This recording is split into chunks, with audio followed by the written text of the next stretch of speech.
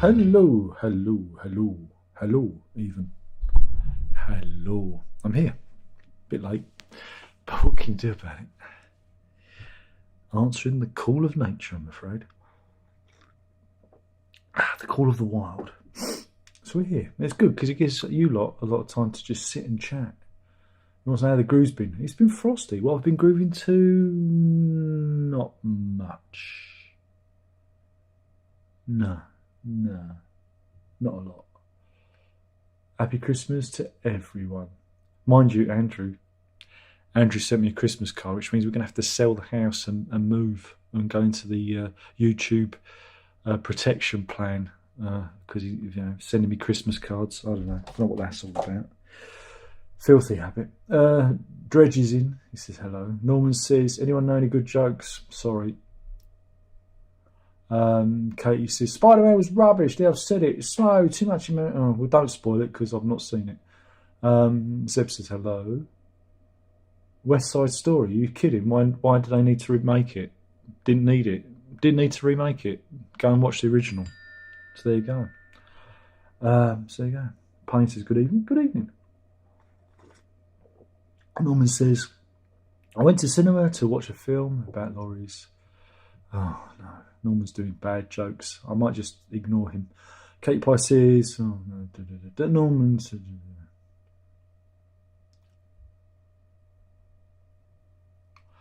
Andrew says, Norman says, if you'd have arrived on time, I had 49 viewers, now down to 12. Oh well, too bad. I doubt if there was 49 people in here at the beginning. Was there? I don't think so. There'd be lots of thumbs downs, wouldn't there? Let's have a look. Let's see how many thumbs downs there are. That's how we'll know if there was a lot of people here at the beginning. Oh. Ooh, ooh, ooh.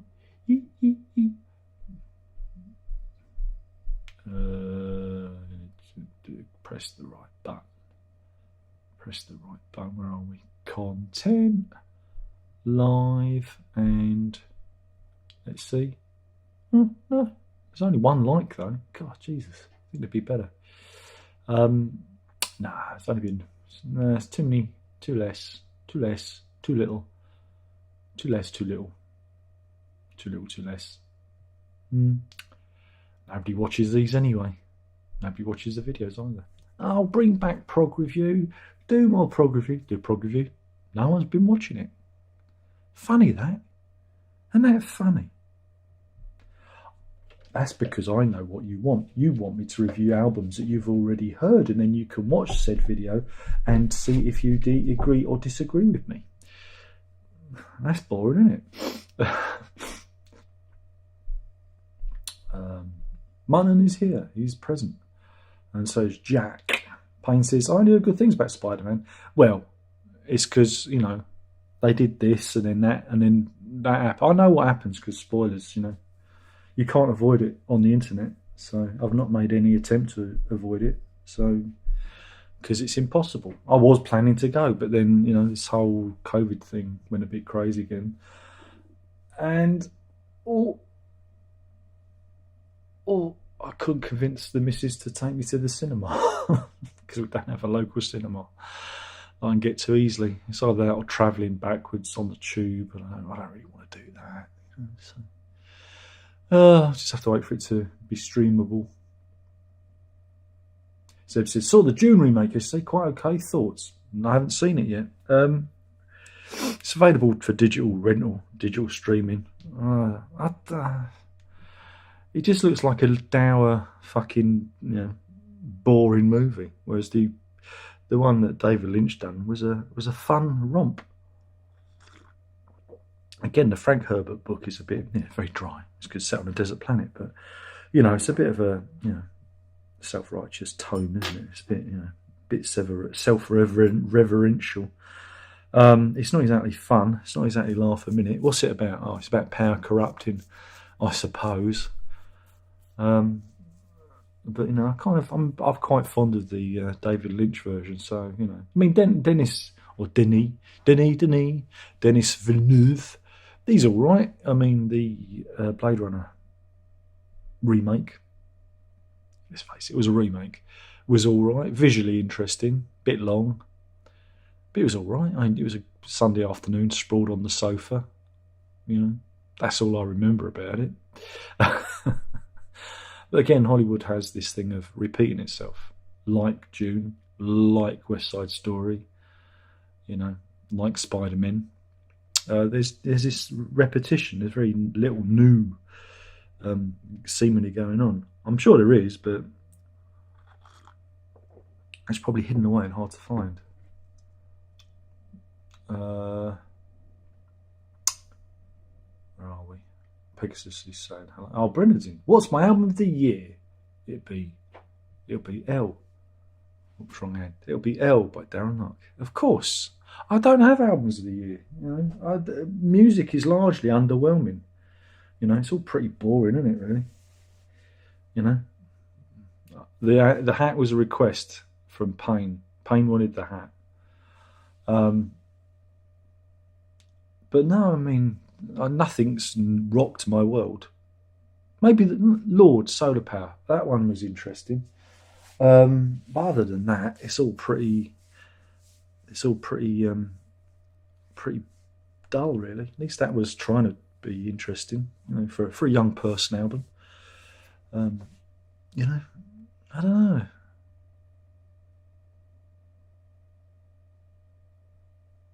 Yeah. Martin asks, how's my day? Very much like every other day. Thank you for asking. And yeah, the hat is on. It was Gmail that asked for the hat. Sorry, I misread it because the screen went up. Sorry, Payne. Didn't mean to infer that you were wanting the hat. And apparently, Jack says Capricorn season. Capricorn 1. Is Capricorn 1 a Christmas movie? Could be Christmas on Mars, couldn't it? Zeb says 5 thumbs up. You can do better. Nobody likes what I do. Nobody likes what I do. My thumbs up and the ratio is very always been very low compared to like the views, because I realise that nobody enjoys my content. You know, I don't know why they come here. I don't even know why I come here. It's the end of the year blues. That's what it is. I just want it to be over. It's freezing cold out there. Freezing cold. It's been the shortest day. I might as well have just stayed in bed and taken an overdose and let it all end, because it's been, I can't stand it. I can't stand it. It's just awful. But you don't come here. You don't come here to hear me moan. You come here to be regaled with tales of merriment and mirth.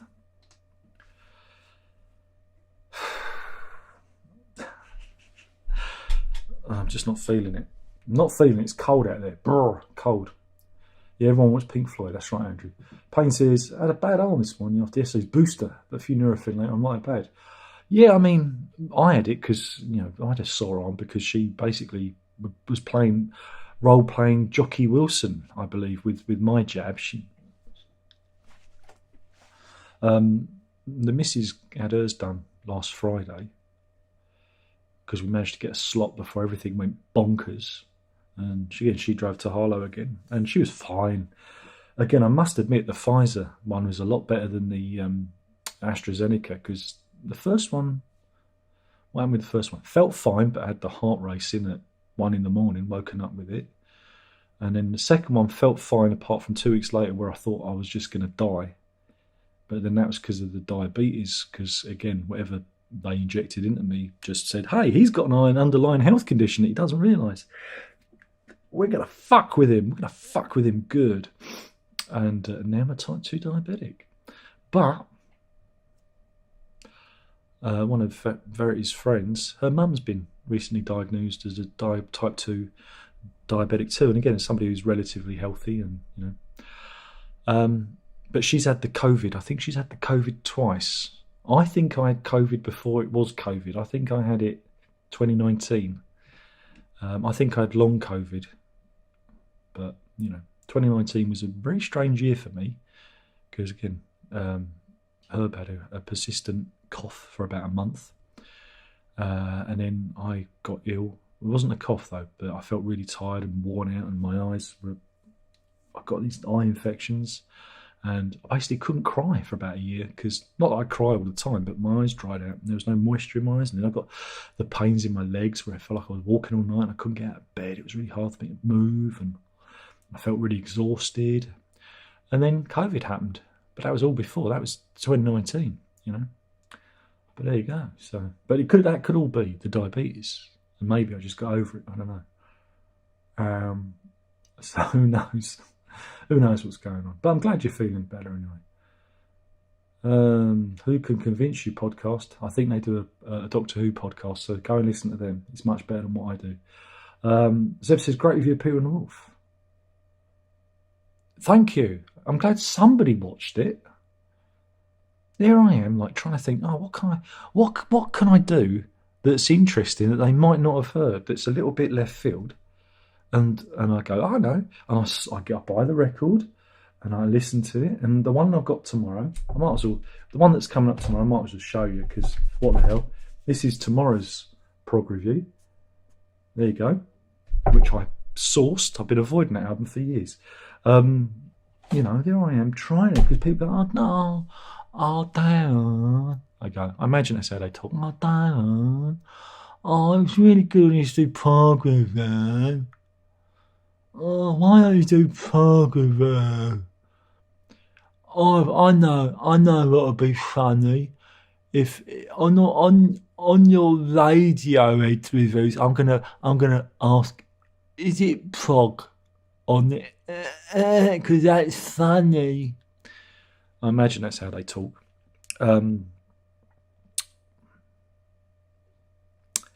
Yeah. I don't know. Why am I bothering? The algorithm is just so wicked to me. Unless I'm slagging off Stephen Wilson or doing Pink Floyd videos, she's a wicked mistress who just says, no, Darren, no one's going to see your videos. No one's going to see it because nobody cares. They only care about you slagging off Stephen Wilson and possibly Jethro Tull. I didn't slag off Jethro Tull. I just put it in the headline just to see if people would turn up, and they did. Whereas the other one, I didn't slag it off, but I slagged it off in the video. Didn't get as many views. Yeah, I'm trying to see how people react. So really, what I've got to do is slag it off in the title, and that'll get the views without actually slagging it off. Oh, I'm confused.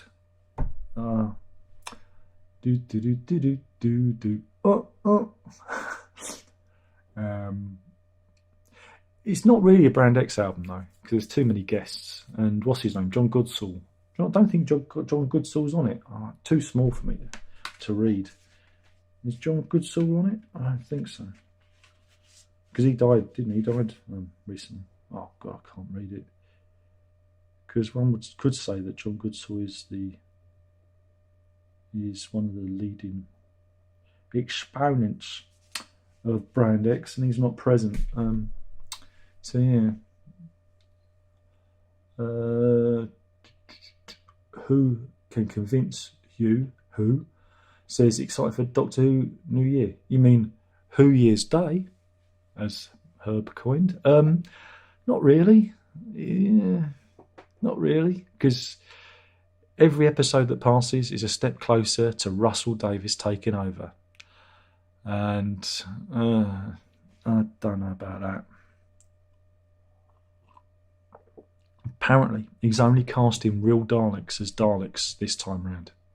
He's not getting anyone who pretends to be a Dalek He's only, so it's going to be interesting. It's going to be interesting if you can find any homicidal, borderline Nazi pepper pots out there. Yeah, but he's good.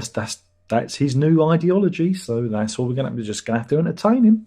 If that's what he thinks acting is, and only real Daleks can play Daleks, then that's what we've got to look forward to. So, yeah, I don't know. I'm not looking forward to it for that reason, is that, the time of Russell Davies is returning. And it's just a backward step, isn't it? We should have got Toby Whitehouse, who used to be Being Human. I wanted to see him have a go. I wanted to see him doing it. Martin says, you might have to start doing Pink Floyd clickbait videos. Exactly. Why Amagama is better than Dark Side of the Moon or Krusty Dave Gilmore Nudes Linked. Well, did you see, I was going to do one today. Or was it yesterday? All blurs into one. Roger Waters in drunken commie rant shocker. It really happened. It really happened. But I didn't know if I'd get the clicks. Thought I might alienate all my American chums because I have a thing about commies, don't they? I have a thing about commies. Jack says, only new release I bought this year was The Future Bites. Opted to avoid Hackett and Dream Theater ones. Heard Caravan have a new one out too. Yeah. But nobody's cared about Caravan since about 1975. So, you know. I'm sorry. It's true. Caravan. It's just, you know. It's not good. It's not good. Not good. Two likes. Hooray. I'm a success. Have I seen the 1977 Sidney Lumet film? This is Lance asking. It's Equus. Yes, I have. Peter Firth's in it. Get to see Man Meat. Jenny Agut's in it as well. It's worth it. You know it's going to be worth it if Agut's in it. Some prime Agut action. Harry Andrews and Richard Burton. Absolutely. Just watched it. Pretty mental. Good psychological. Yeah, it was based on a stage play. Funny enough, one of the first things that what's his name did, you know, you're a wizard now, Harry. Potter did. No, not Rupert Grint, the other one. Did after Harry Potter was a stage version of Equus, and he got his wand out. It's true, and his magic baubles. It's true. But yeah, it's an interesting examination of. Well, I don't want to spoil it. Go and watch it. It's an interesting one. The stage play's supposed to be really good too, but I've never seen it. You know, but yeah, it's a big one. It was a big stage play at the time, and that's how it got made into a movie. It's very good. Brendan says, "Have I ordered the toy box set? What, the Bowie one? No. Can't be bothered. If it's streamable, I might stream it. But what's the bloody point, eh? What, I do a review and nobody watches it? Nah, it's a mugs game, isn't it? It's all a bloody mugs game. But the good thing is do you know how much time and effort it takes me to do a video? None. It's as much time as you see it on the screen. I sit down, I turn on OBS, I hit record, and I start talking. And then I press stop and I upload it. And they're brilliant. So, you know, that's how I've kept it, because making any efforts and I don't know, editing it and putting in fancy titles is just a waste of time, because it doesn't get me any more views. You know, it doesn't get me anything. And it's really peculiar how things pick up and go viral and whatnot. Because, again, this is separate, but Herb has a channel. He doesn't upload to it very much, but a video of his, which was a year old, you know, Sonic the Hedgehog playthrough video, did nothing. And then all of a sudden, it came to life like magic. And you can see it on the stats. And I find YouTube stats absolutely fascinating. You know, because they do block videos, like my ear syringe video. That has been completely suppressed. You can see it. It was doing that, and then all of a sudden it just goes where they go, no one's seeing that anymore. And that's it. So I know that what I put out gets roughly 300 views, and then that's it. No more views for you, Mr. Locke, unless, like I said, unless it's a Pink Floyd video or I'm slagging off old jammy toes, you know. So yeah, again, the platform just it.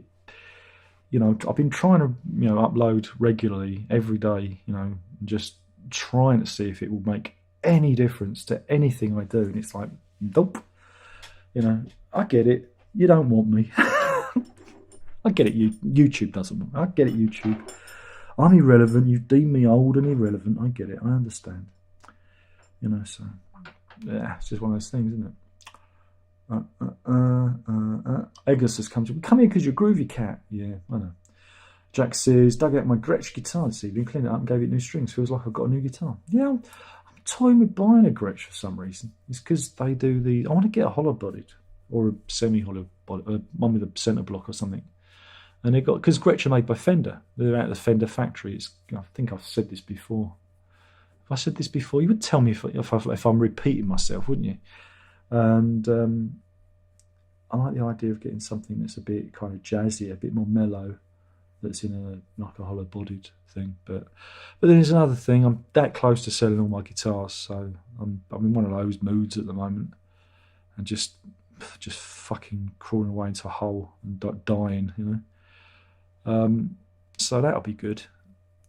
But yeah, I just think, oh God, it's just too much. I need to simplify. Everything's too complicated. Everything needs to be simplified. I only need the black one and the red one, really. Don't need anything else. Everything else is extraneous to my needs. It's not like I can play the bloody things anyway. So yeah, but it's just the rigmarole of trying to sell stuff. I mean, on eBay, I've had this. Well, I think it's the same person. Just fuck me around over a record I'm selling. Oh, they've bid and then they don't pay. Oh, we're doing that, are we? That's okay. I'll just block everyone from Italy from being able to bid on it. Well done. You know, and you've been added to my eBay block list. So, yeah, so that's fun. You know, it's got you going through one of those weird periods at the moment where, you know, nothing seems to be going straight. You know, but it'll pass. Everything usually does. Andrew says, got the new Tangerine Dream probe. Is that inserted anally? Coming soon. The new Tangerine Dream probe. Fun for all the family. Stick it in a bit further. I can't feel it. And very disappointing, he says. Hope the new album is better next year. Okay. Payne says, yeah, when the injection people aim for a double top, it's a bit much. I had the Moderna one. Oh, he's gone all Moderna. There was a big sign when I went in saying, there are no AstraZenecas. No AstraZeneca. AstraZeneca, Pfizer. That's right. That's the pattern here. But no, I didn't feel any feelings. I don't feel anything now anyway. That'd been a neuropathy. I was getting tinglings in my hands the other day. It's like, oh God, I'm going to lose feelings in my hands next. That's going to be great. How am I going? If I lose feelings in my hands, how am I going to tie the knot to make the noose? You know, it's going to have to be pills then. And the thing about pills is I worry that I'm going to throw up and choke on my own vomit. I don't want to do that. It's like a nightmare. Or, you know, like that actress that time who threw up and then drowned in her own toilet. Yeah. It's got a bit dark tonight, isn't it? Is it? It's because it's the shortest days. It's very dark. Very dark, isn't it? Simon says, are you keeping good? I'm keeping. Everyone else is doing better. Who says, oh, trust me, this is much better content. Oh, you flatter me. Flattery will get you absolutely everywhere. And of course, hard cash. I'll do anything for money. Munton says, if Ferry still loves Penguin Cafe, did yours get her into Portico Quartet on Nashrat Fatali Khan? No. That was when she was little.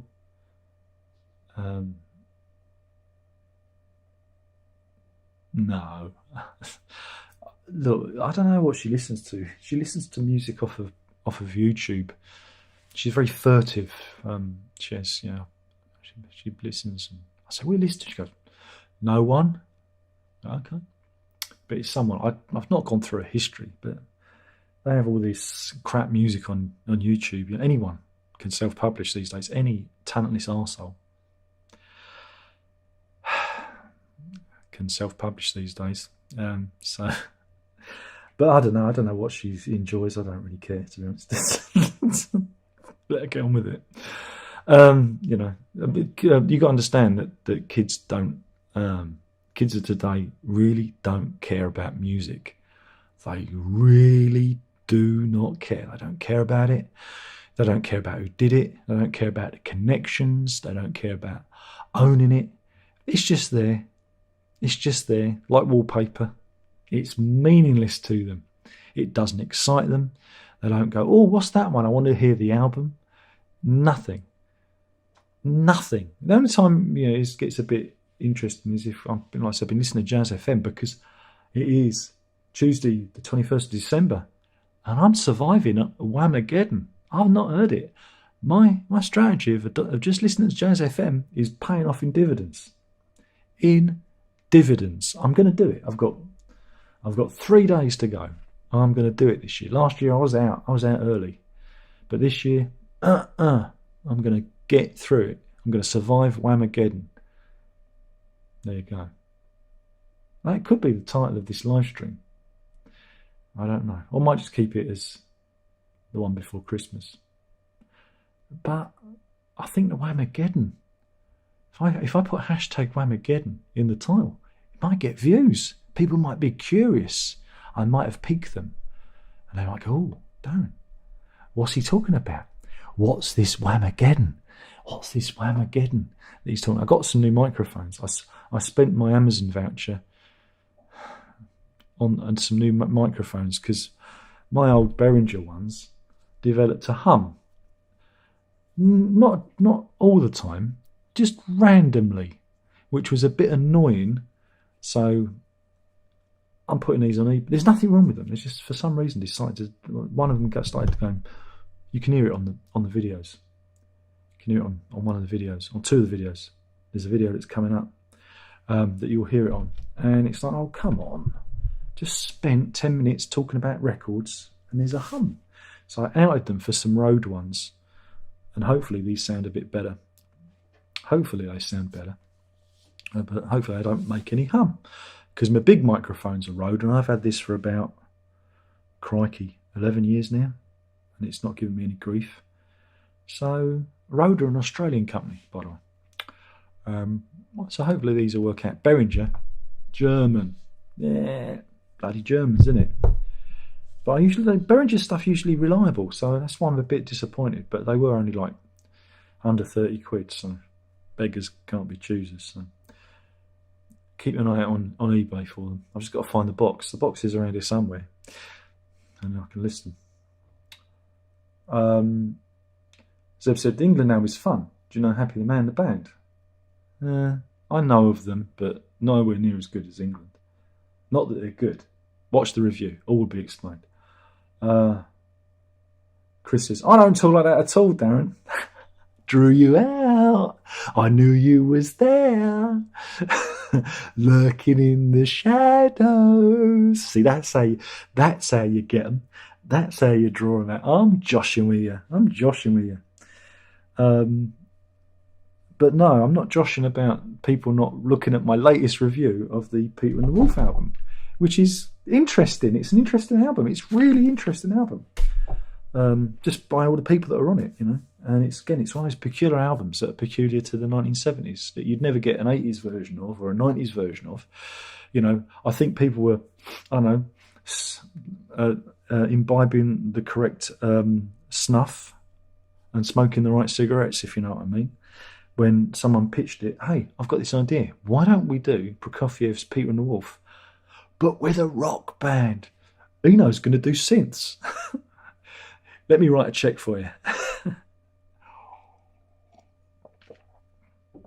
It's one of those, and then you say, you go out there and you say, so what do you want, guys? What do you want me to review? And they list all these obscure fucking crap like Happy the Man or Big Train. They ain't never happening.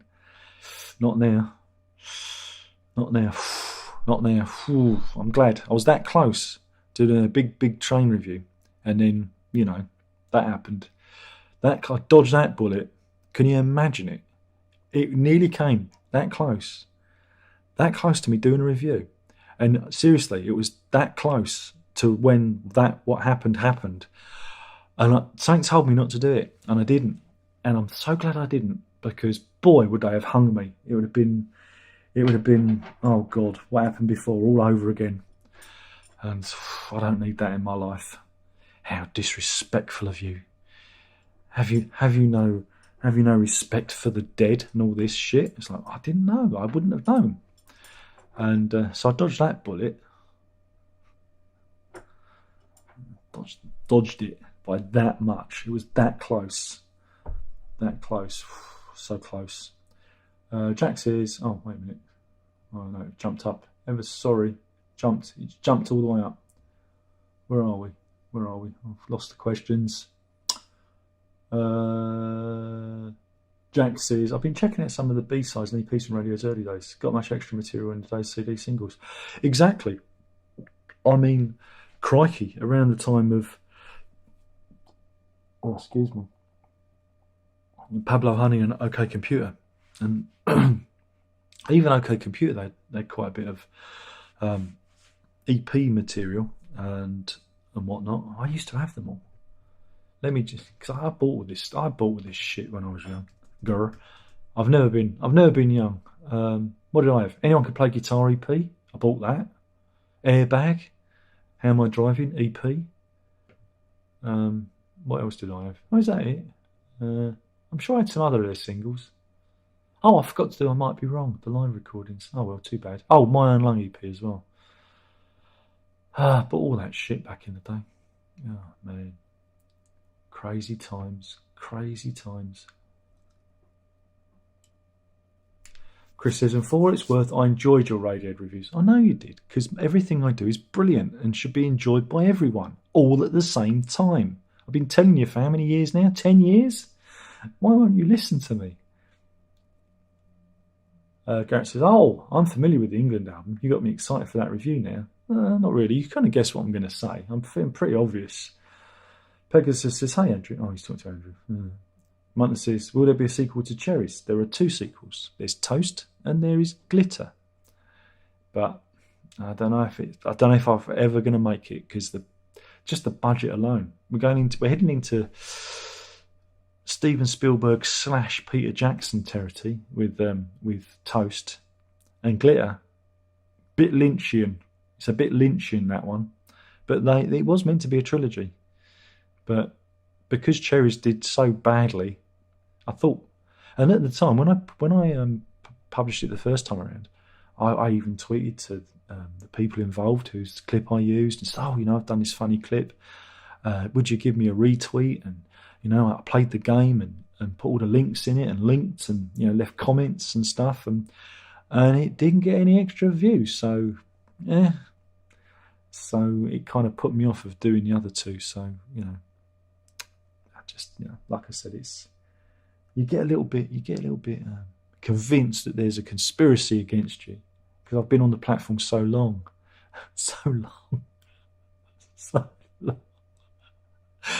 It's been so. Why can't I leave? This is purgatory. What did I do? What did I do wrong? But yeah, it's been so long. Payne says the Who Year's Day episode, being a time loop, must be not taken long to film. Well, it's the old Groundhog Day, It's going to be some sort of Groundhog Day thing where they keep getting killed by the Daleks. Oh, great. It's that movie as well. Was it Happy Death Day? I think it's called, which is a horror film. But it's kind of a comedy horror film where the protagonist, she keeps getting killed on her birthday and she has to work out, a bit like Groundhog Day, who's killing her. I can imagine if they put that twist into it. But again, I think it's a little bit for the fanboys who hate Whittaker, because they're going to kill her loads of times. And again, I think old Chibbers is playing a little bit. He's being a bit of a cheeky man. He's a cheeky man, that Chibbers. But I do not want Russell Davies back. No Russell Davies. It's not going to be good. It's going to be bad. It's going to be so bad. Zeb says, he's talking to Garrett. Oh, God. Andrew says, new album Realm is out in Feb. Pegs. New album Realm is out in Feb. Pegs. Feb Pegs. Oh, he's talking to Pegasus. Of course he is. Feb Pegs. Okay. Grant says, England Garden Shed is a good album. Nobody bought it. here because of the Marmalade cover. Right. Okay. I thought it's because it was released in 1977, and, well, as we all know, progressive rock ended in 1977, roughly around the time that ELP was recording Love Beach. Died. It did.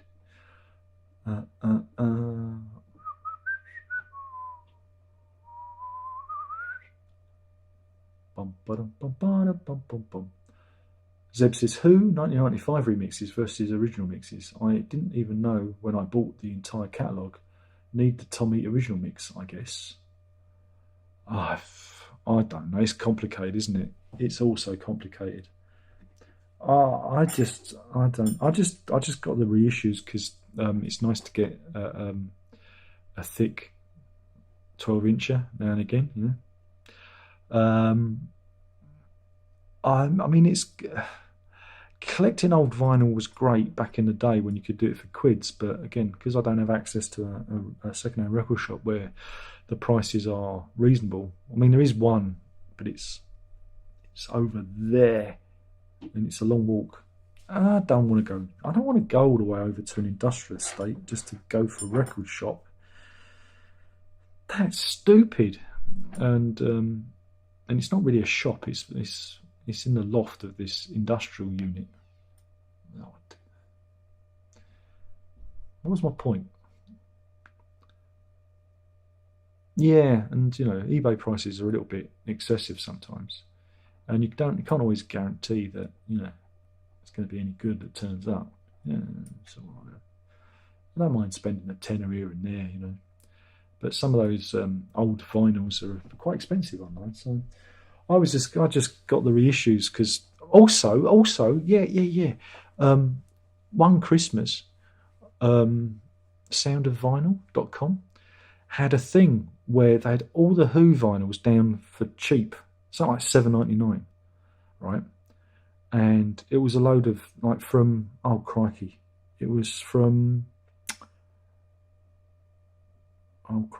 it from Who's Next to the last one? It's Hard for like $7.99, and I had a voucher for 10% off of that. So I collected a load of Who. There were some other ones as well. It was a big mailer. It was about that thick, and it cost me, I don't know, something like 40 quid or something. It's like, yes, a win. I got a win, But then every time the Who bring out a special edition, Muggins here goes and buys it again. So I've got something like 3 copies of the Who sell out. I don't need 3 copies of the Who sell out. I don't need that. Don't ask how many copies I've got of Who Live at Leeds. No, just 2, I think.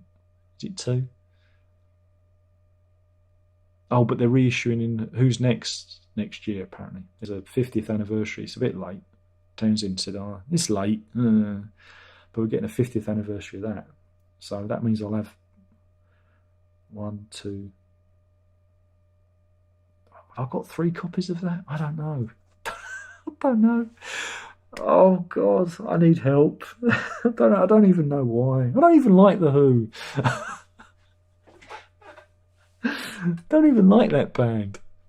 There was a good clip though the other day that dropped on YouTube of the Who playing on the Tom Jones show, and they were all dressed nicely, like wearing suits and that, really neat, and they'd all washed their hair, and they all looked really smart. And it was a colour footage. It was only recorded for the US market. It was never shown over here. And I thought that was interesting. I thought it was 69, I think it was. Mutton says, I think the good 70s band Wally would make a good prog review too. They were one of Rick Wakeman's favourite bands from those days, if I remember correctly. Yeah, I've heard of them. I don't think I bothered with that lot. No. It rings a bell. It rings a bell. Bom, bom, bom, bom, bom, bom.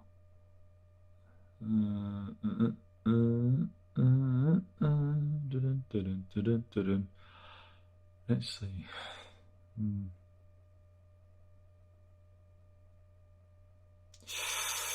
Country rock about him. Oh, God. Oh, no. Bob Harris. Bob Harris was a producer with Rick Wakeman. Oh, well, there you go. Oh, it's got to be a laugh then. I bet that stinks to high heaven.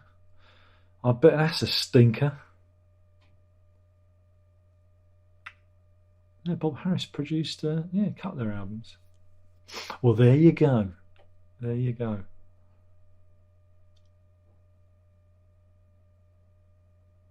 Nick Glennie Smith was a member, and he went on to help do music for The Lion King, and scored The Rock. He collaborates with Hans Zimmer, and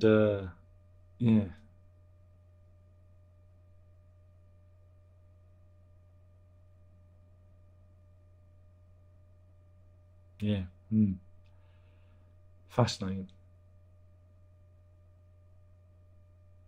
And he also appeared on Roger Waters' score for When the Wind Blows, and dribblings on Radio Chaos album. Well, there you go. Amazing. Something you've wanted to know there. Fascinating.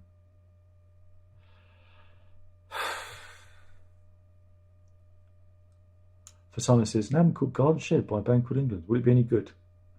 Don't know. I don't know.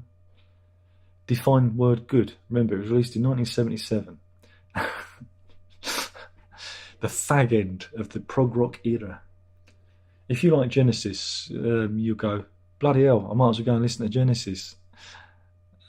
Yeah.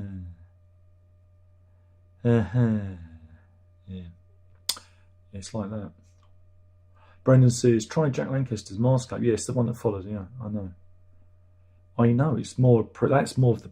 I mentioned it in the review. If you watch the review, I've already said that, Brendan. So you have to get up a bit earlier. You get up a bit earlier, mate. You know, you have to get up a bit earlier and watch the bloody reviews, isn't it? Stephen says, message retracted. Probably wise.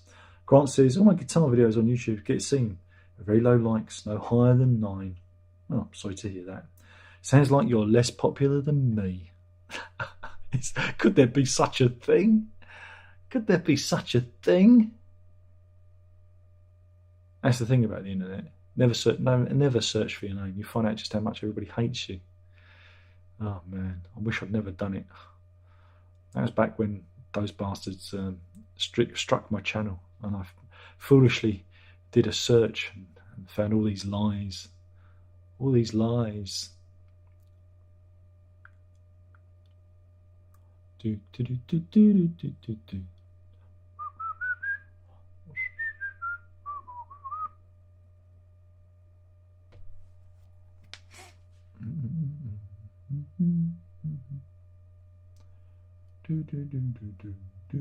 Someone says, how's her doing with walking home from school? So we did it last Wednesday. He was fine, absolutely fine. The only problem is it's like a couple of roads that the traffic's a bit busy, but he sensibly waited for some other children to come along, and they all went along in one big group. So no, he's fine. He's doing all right. It's just, he's still got to settle down with school and that.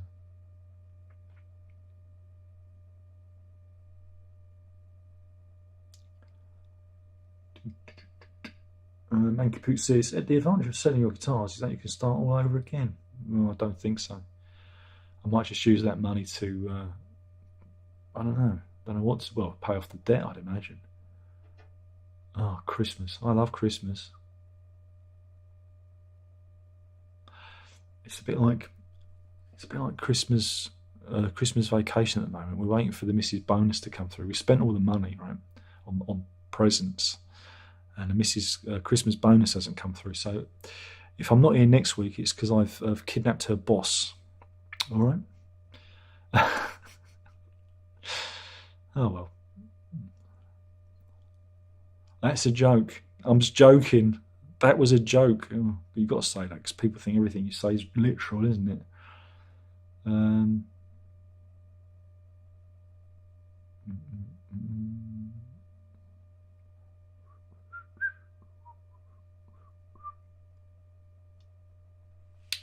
Lance says, what are your views on ironic retro Christmas jumpers? Personally, I feel it's worse than humorous knobs wearing Santa outfits.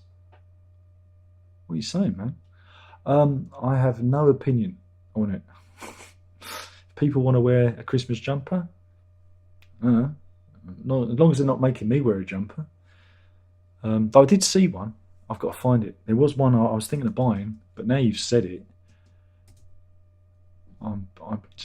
you've put me right off. But it was a bit expensive. If I can find it, let me see if I can get the picture. Oh, is that the front or the back? Oh, wait a minute. Oh, pop-ups everywhere. Pop-ups. Why did? Here we go. Can I grab that? Want to download? Right, wait a minute. I'm flying by the seat of my pants here, all right? This could be a bit big, but let's see if I can get it on the screen. I was thinking of getting this one. What do you think? What do you reckon? Do you reckon that's a good jumper, isn't it? That's a Christmas jumper you can get behind, isn't it? What do you think of that? No? It's a bit late now, but I really like it. I like the design because you could probably get away with that even into January because it's more like a winter. It's more like a winter jumper than a Christmas jumper per se, isn't it? Don't you think? So I think it's got extendability. It's extendable. It's extendable, like my arms. Yeah, it's expendable. It's expendable.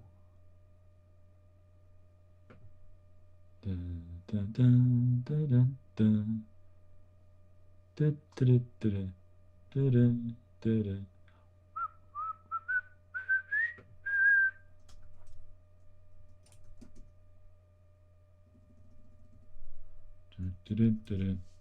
Don't worry, there's something I saw earlier. There's something I saw earlier that I've got to post up for you. Which is this is a thing of beauty, right? This is a thing of beauty which is gonna, well, I don't know if you've heard this band. There's this band called I don't know if you're familiar with them. Porcupine Tree. Are you familiar with them? They're not very good, but they posted this picture, and I tell you, there's going to be a lot of happy Porcupine Tree fans tonight. Male Porcupine Tree fans tonight who are going to be beating one off to this. Yes, it's the Porcupine Tree band as ladies. Look at that. Someone's spunking over his face right as we're speaking. You know that? Yeah, they are. Oh, take that, Wilson. Ugh. I've always wanted to do this. Yeah. There you go. Probably the most disturbing end to the year you could probably wish for, isn't it? Very disturbing. Oh boy. Oh boy. Jack says, I avoid eBay bidding because my week-old bid usually gets outdone by 50 pence 2 seconds before the auction ends. Yeah, sniping is still an issue. It's still an issue. I don't. Oh. Yeah, but if I get outbid, it's because I don't want to pay any more for it. So I look at it in that way. Well, I've never spent that much money on that, So, I don't tend to get worried. There's very few things that I get outbid on that I go, oh god, oh. I just go, oh, I'll find a cheaper one next time. So, sometimes it can be a bit hard if I'm trying to look for something. But usually the stuff I bid on, like the Garden Shed album that I bought for this thing that no one's going to watch, I won it. I mean, my bid was up for a week and I don't think anybody else wanted it. That's because you've been bidding on Spice Girls albums and I bid on England Garden Shed albums, which nobody wants. Chris says, I was doing all right with Whamageddon, and then I got Sucker Punch 1, 2, 3 leafleting cafes in the town centre 3 times in 5 minutes. Happened to Verity last week. She's been playing along with me. And at school, they played it twice on 2 consecutive days. Once in the library and once in her form class. And she was very upset by it. She went, God, they got me. They got me. And I'm like, I'm sorry to hear that. I'm still going strong. But the trick is, put it on Jazz FM, because you can get away with covers. Covers are fine. If you're a cover of it, you're fine. It's got to be the original. But the problem is TV. If I'm flicking over the TV channels, I could, I don't know, hit a Christmas advert or a Christmas music station. It could be just being played as incidental music on a feature. And I'm wiped out. I'm just completely wiped out. So, like I said, 3 days left. I've got to get to, I think it's midnight or 23:59 on 24th. And I'll tell you, I'll be the happiest man in Toy Town if I can do it. Because last year I was out early on. It's like the 4th or something, really early. It was like, oh, God damn it. Norman says, sometimes I'm not sure whether to go to YouTube to listen to Queen or just wait for the adverts on TV to come round. But that's the beautiful thing, because everybody knows Queen. Or at least they have, every time they hear Queen, they have an urge to either buy a sofa or maybe clean their kitchen floor.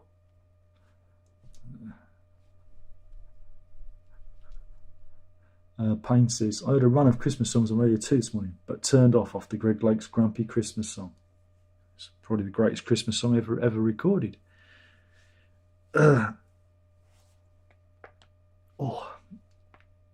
Don't think the microphone picked that up, did it?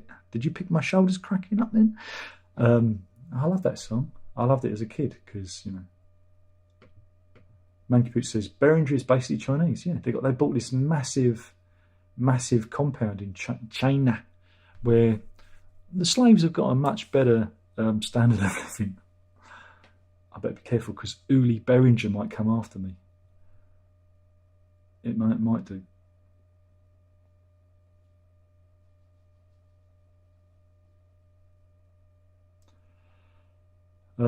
Jack says, the one where we run rig remains my favourite title. Okay. I don't remember that one. Sorry, says, happy holidays. Happy non-dominational winter solstice festival, I think. To be inclusive to all our friends. He's got his MFA approved. But what I told you, didn't I? God, if I could have had a bet on you, I would have done. But then the odds would have been so low, it wouldn't have been worth me having a bet on you, Cyrus, because I knew you was going to get it. Not because you're smart, it's because your looks. You dazzle them with your swarthy, debonair looks. I can imagine you probably strolled in there and they went, he looks clever, and you won him over just by your looks alone. There you go. But well done. Cyrus is going to be a big filmmaker. He's going to be. You can see his names on all the.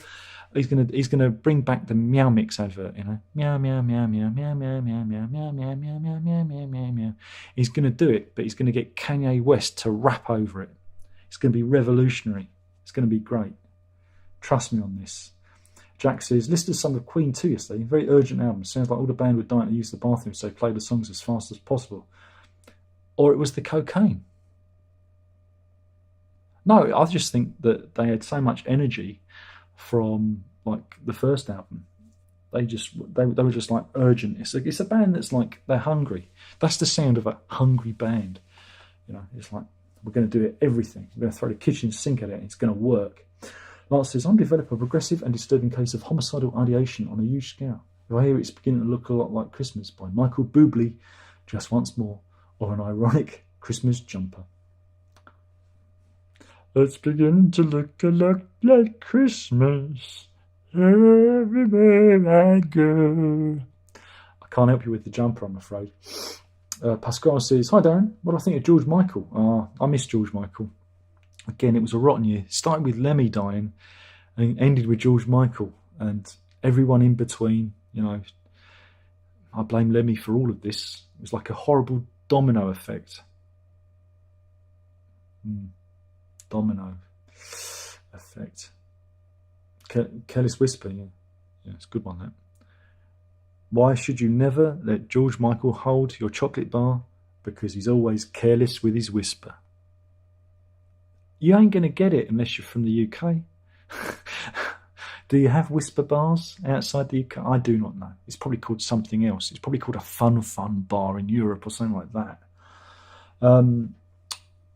Simon says, it always frustrates me when artists and bands continue to leave material unreleased.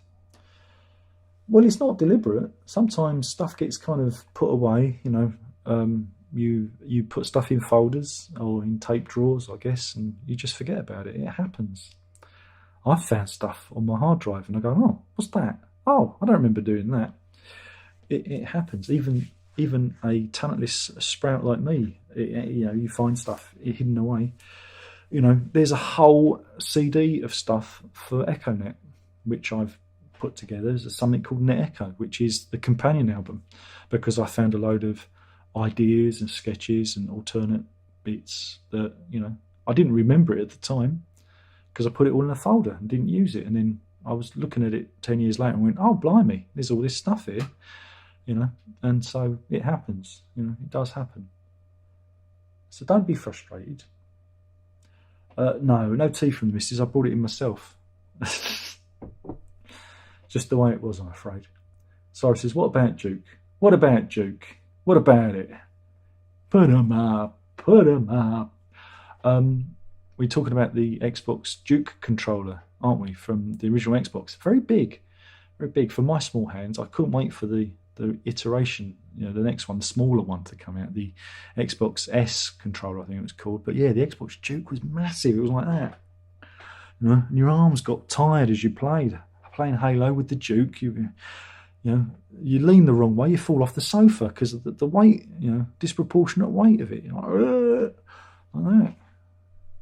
I've been playing Halo Infinite. It's like doing homework. And you know, Verity says to me, Dad, why'd you play it if you don't enjoy it? I said, because it's like doing homework. I feel like I have to do this.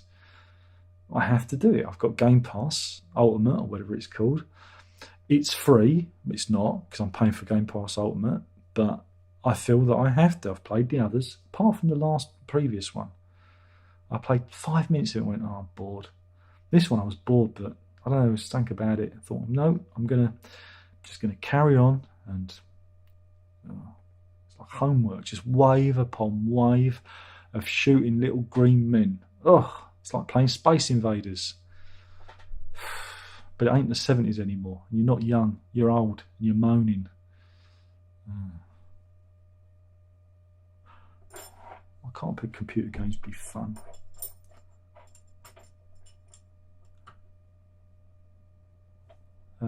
Jack says, haven't listened to Love Beach in years. I remember actually preferring it to The Works Volume 1, but need to do a fresh listen. I think Jack's been replaced by one of the pod people. Russell's in, evening. Russell comes from the land down under. I'm not going to do the rest because I don't want to offend the Australians. Cyrus says, I was just about to ask about who's next. Well, apparently it's next year. I think Townsend said there was some sort of issue finding the tapes or something. I remember reading a little thing that he was saying, oh yeah, it's coming, but it's been delayed. He said it wasn't COVID. Honest, Gov, it wasn't COVID because he had plenty of time in the studio. So, no, it's coming out next year sometime. So, I don't know if it's going to be a box set like... I mean, he could go all crazy and do like the Lifehouse, because he did the Lifehouse tapes. God, was that the mid-90s or around the late 90s? I think I might be remembering it wrong. He did the Lifehouse tapes then, so I envisage Fade to Grey,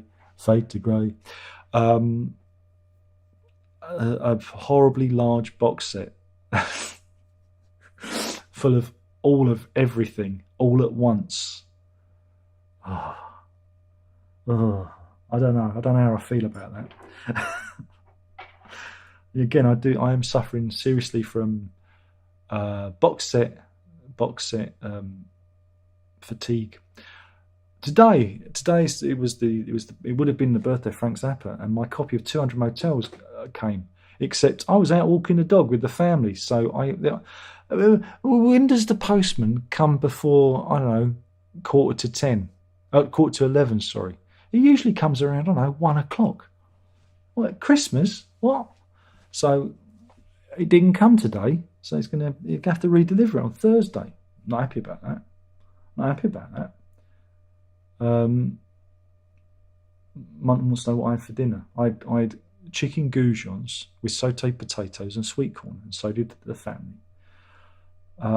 Garrett says, Wally was once on the Gold Grey Whistle test. Well, Bob Harris.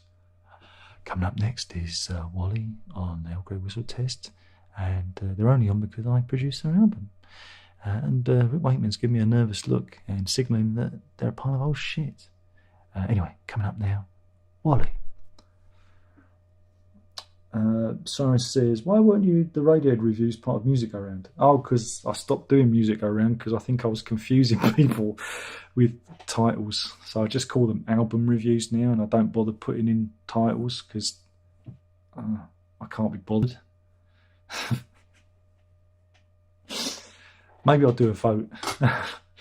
No, again, I'm just trying to simplify everything, because if I put titles in, it just slows me down. I've got to put everything into Final Cut Pro, then render it, and that takes time because the computer goes, oh, I'm going to take forever. Then I've got to upload it, and then exactly the same amount of people watch it as if I do it live into OBS, record it, and then just upload that file. It saves me a good half an hour because everything just takes so long, to render.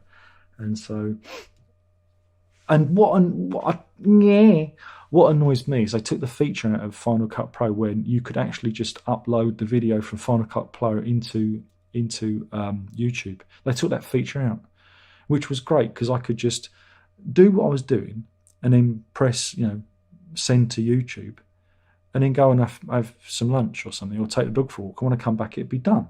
And I feel like my time isn't being wasted. I feel like the computer's doing, computer's doing something for me, rather than me waiting for files to render. So, yeah. So what I do is I use OBS and I record everything live because I don't need to edit myself because I'm brilliant. You know that. I sit here and talk to you for an hour and a half every Tuesday. So I just do it live to camera and then I upload it. Drop in the end titles and that's that. I mean, I could do like opening titles, but I get so fed up with other YouTubers that have these fucking flashy opening titles. And for what? They're not a TV show. You don't need opening titles. It's YouTube. Just come in. You know what you're going to get. You're going to get me talking some bollocks about some record you don't care about. There you go. That's the new title of the stream, of everything. But yeah, Pascal says, Darren, what do you think about Dave Gahan of Depeche Mode? I don't like Depeche Mode. I don't like him. Don't like him at all. Garrett says, Who's Next is the only album by Who I enjoy it all the way through. It is a classic album.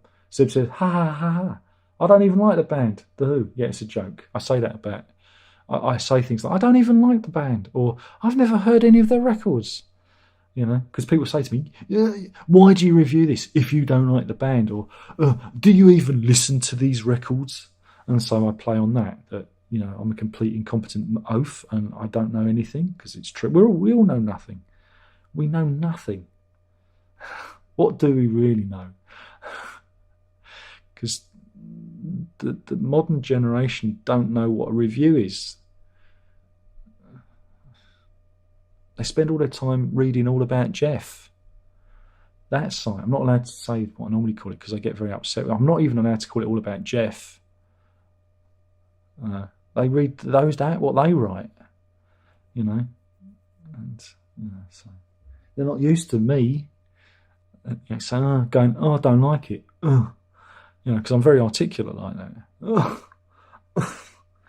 I don't like it. And they want me to break it down. Exactly why I don't like it.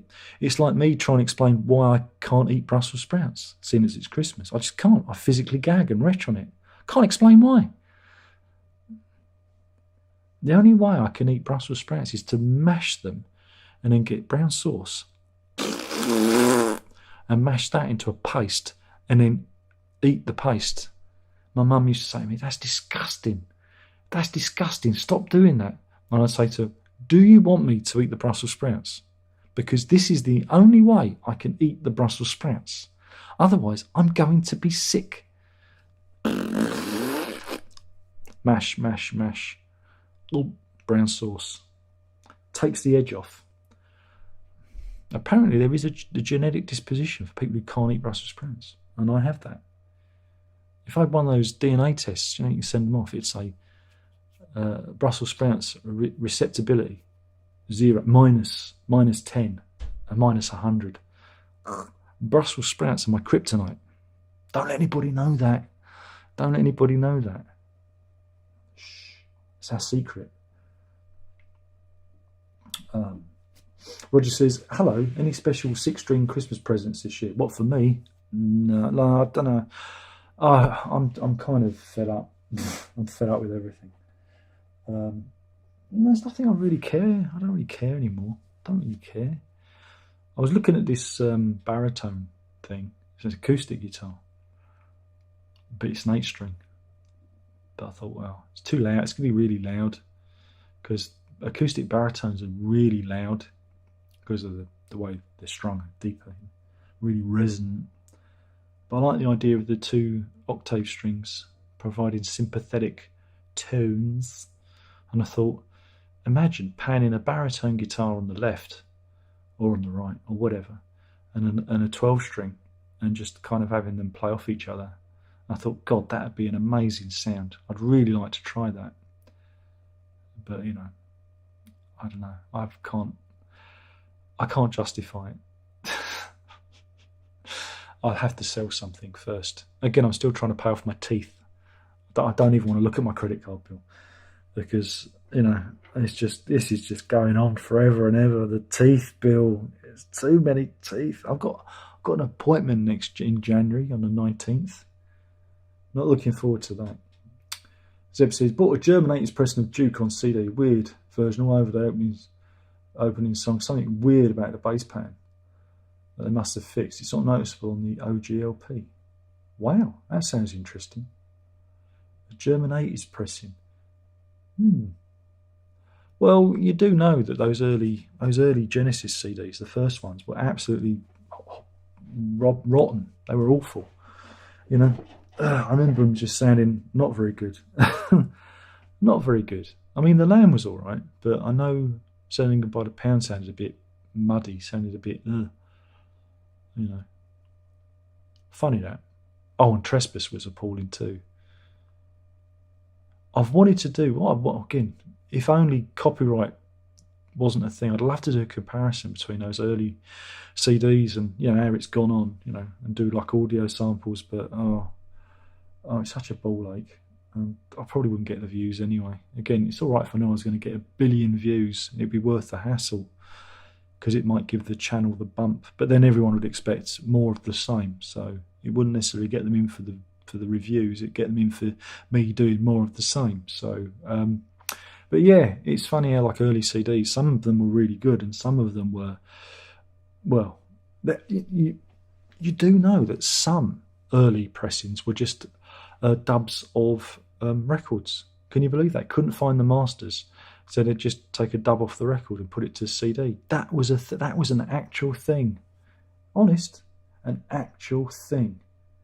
Russell says, if you could bring back one TV personality from 1970s, who would it be? Magnus Pike was a one-off.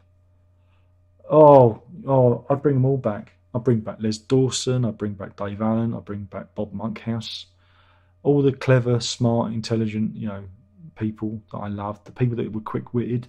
This is where it's where I get my comedy from, because I love those guys. And Bob Monkhouse was a stone cold genius. Dave Allen was too, though Dave Allen was a lot more scripted. He didn't have the improvisational chops. And Les Dawson was again another one who could improvise on the fly. All that stuff. I mean, crikey, I've been watching reruns of Benny Hill. Because they say, Benny was terrible. Sexist and this, that, and the other. And I watch it and go, no, it's just schoolboy humour. Because men are idiots. The women always win. Okay, they might end up, scantily clad, but guess what? That's to keep the dads interested. It was pitched very much at the kid audience, you know. And I've been watching them, just thinking, why would anyone get upset about this? There you go. But it was a different time. Comedy is a little bit more sterile now. A little bit more sterile. Roger says, do you think the Chorus guitar is a good investment, or should I go for a Line 6 Variax instead? Variax. Don't get me wrong, it was an interesting instrument, but the plastic scratch plate was really, really flimsy, and it had a rough edge to it. I could have sliced my hand on it. It was really rough. It feels cheap, you know. It's an interesting instrument, but it does one sound. The bridge is a fucker. Whoever designed the buzz bridge on that guitar should be taken out and horsewhipped, because it doesn't intonate, but it's good at doing one thing. And it's, if you've got loads of money and you've got the space, I'd have one on the wall just to get down and, you know, add a little bit of spice, you know, literally. Indian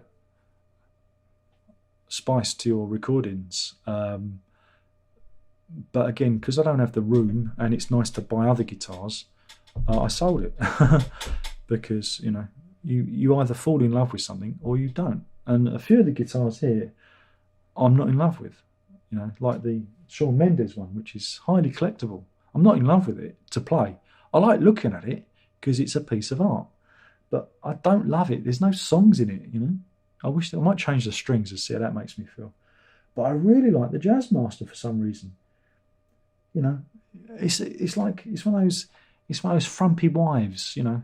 A bit of a frump, but boy, can she make a sandwich and let you get away with murder in the bedroom. She's like one of those, you know, dark horses. And that's the same with the Jazzmaster, you know. Bit of an old frump, but there's some magic in it, you know. Some magic there. Magic. Guitars are like that sometimes. It's like my old Blackie. I don't play her, and then I get her and go, oh, I could never sell you. And I'm thinking of just selling all the others and just having the black one and the red one and the electric 12. You know.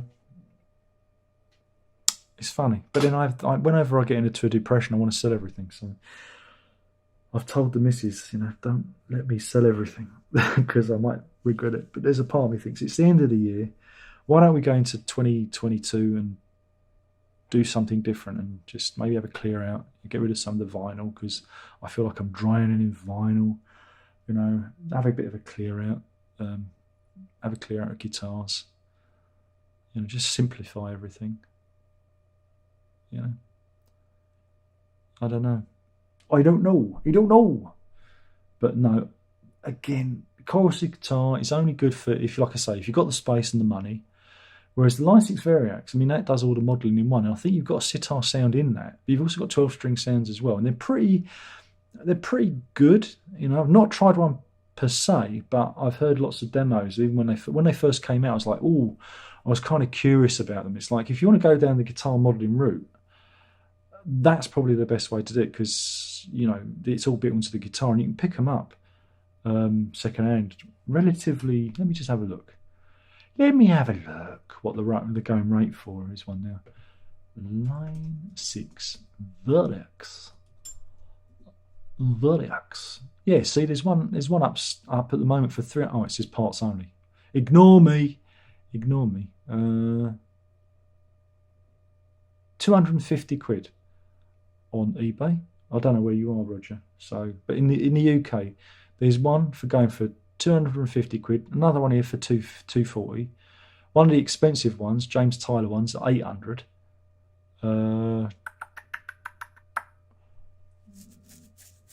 What else is there? Yeah. So again, if you shop around, it might be even cheaper on Reverb, because prices on eBay can be a little bit woo-woo. But yeah, give that a go. Martin says, would you rather suffer through a solo album by Nadlis? I've got his new name now. Yeah. Got a new name for him. Oh, what? I can't remember what it was now.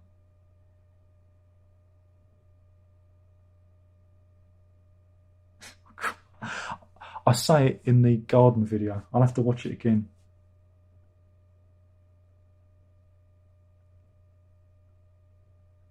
was something like Gonad Shitbin. That doesn't sound as funny as it did when I said it. That doesn't sound funny at all. I'd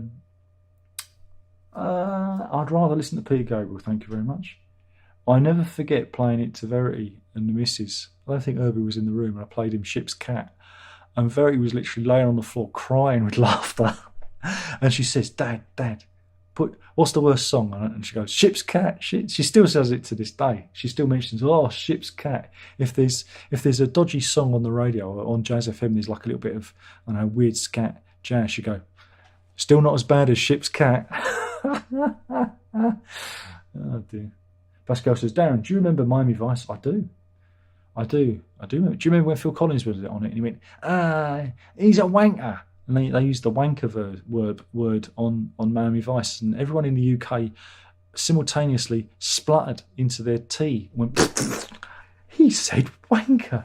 Because in America, they didn't know wanker was a bad word. They thought it was like, a milder word. And even Phil Collins said, I can't say that. I can't say wanker. I mean, it makes you sound British. Say wanker. So he said it. Wanker. I remember that. What do I think about Don Johnson and remake of Miami Vice? I never saw that, and I never saw Nash Bridges either. Sorry, but I did enjoy Miami Vice back in the day. But then we all did. Pegasus says most of the music is like from the 60s and 70s. There's not too much I like these days. Yeah, it's because we're old. Oh, we're old. Sitting on my rocking chair.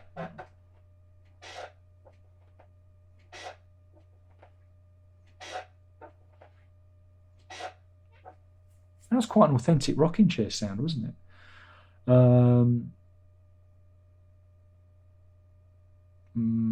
Russ says, Merry Xmas. And the same to you, Russell, because Russell will be getting it early. Because he's in Australia, they get everything earlier than us. By the time we get it, it's second hand. And by the time America gets it, third hand. But Merry Christmas to you too. And everyone else for that matter. Sorry says, what do you see yourself doing in the next 5 to 10 years? Probably dying. I don't know. I don't know. But no. Roger says, I'm thinking of doing a bad cover version of Indulci Jubilo. Oh, recorder's easy. Anyone can play the recorder. But I can't play too much because Verity's asleep. No, I'll probably wake her up. Pasquale says, Peter Gabriel, solo career. He's very best. Yes. Best album? So, very, very best. But I prefer Us. Someone says, so is Porcupine Tree coming back for a reason? Yeah, they're coming back because reasons. Munton says, what would you say is the most obscure progressive album you know? I don't know. Zeb says, England Garden, Shed versus Starcastle. We don't talk about Starcastle because they're monumentally shit. Where are we? Grant says, I always warned off solos, David Gilmour solo albums about Face because it had no prog, and it was told to buy the first solo album, just bought it about Face and found it brilliant.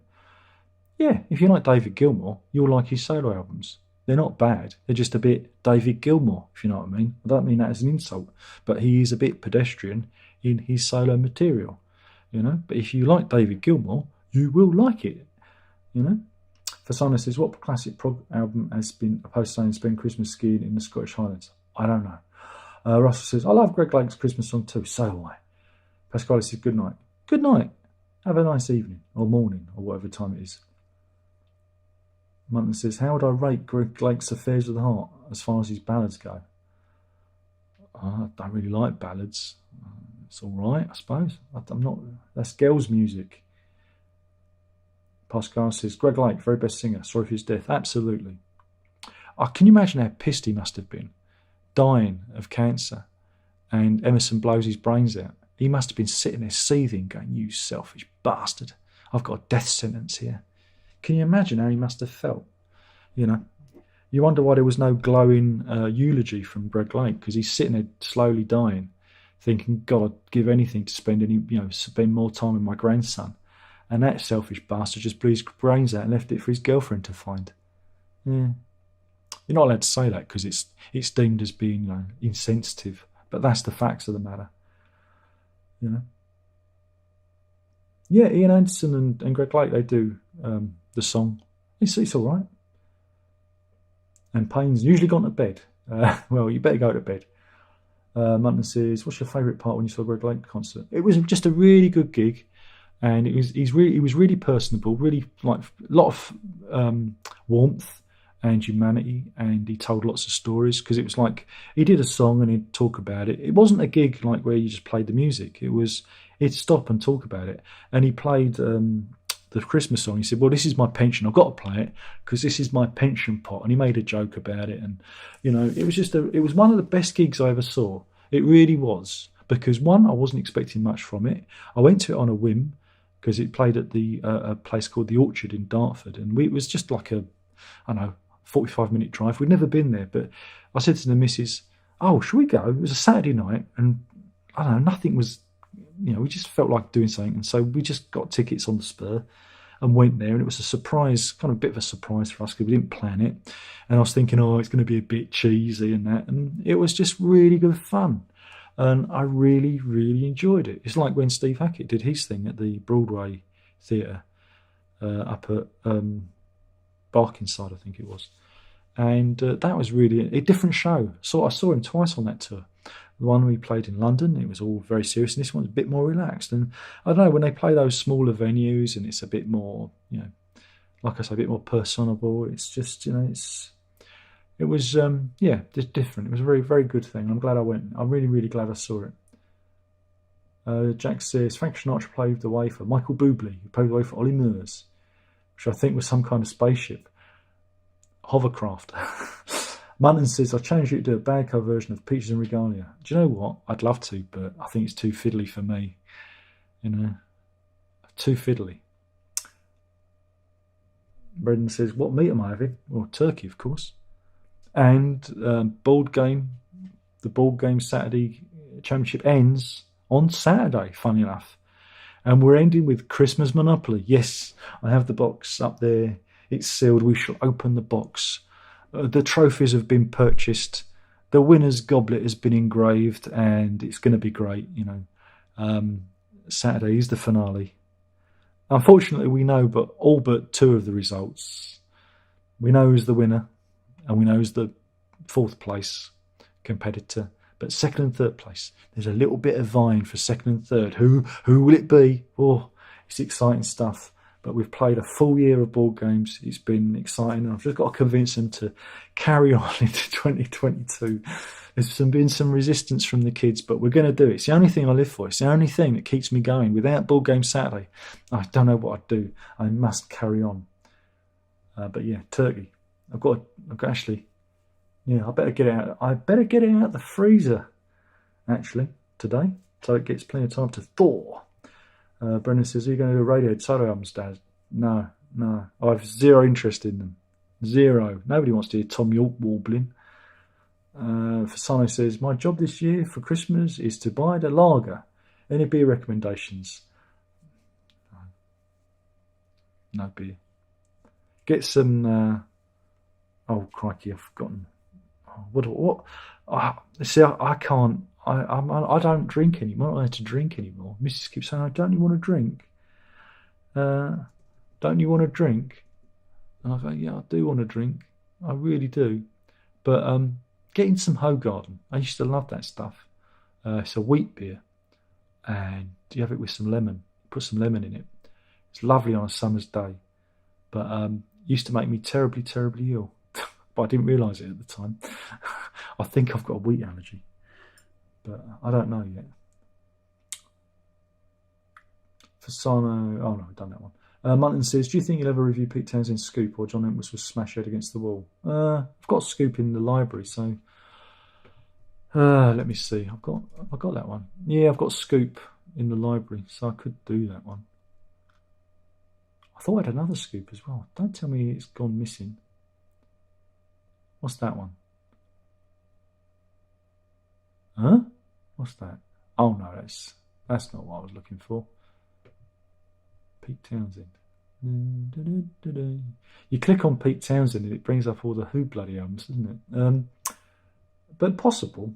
Chris says, my mate told me the other day that for the first time in many years he has spoken to someone young, 15, about politics and what they thought the future would be like. And apparently he thinks we're doomed. what he thinks we're doing, because he talks to the 15-year-old. We're doomed as a species because the younger generation are just obsessed with identity politics, and unless they're in a little box, happy in their little box, classified. Whereas being a teenager when I was young was about not necessarily being rebelling, but being an individual and saying, oh, you can't put me in a box. Now they're saying, put me in a box.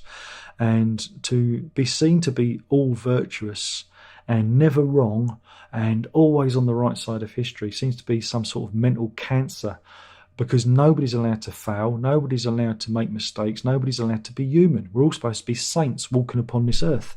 It's a very weird society we're looking at if that generation takes over. But I'm hoping that the generation below them, because this is mainly the millennials, the Generation Z, I'm hoping they're going to kick their ass and just take the piss out of them mercilessly.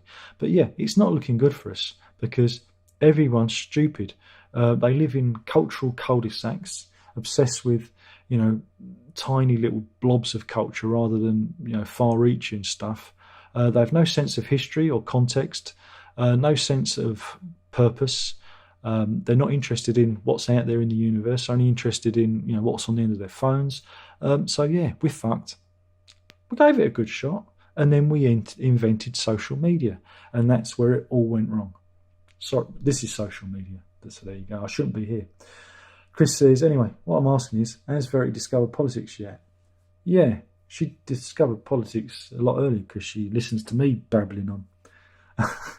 Jay says, come on, Sprouts with butter and black pepper. Oh, you make me sick.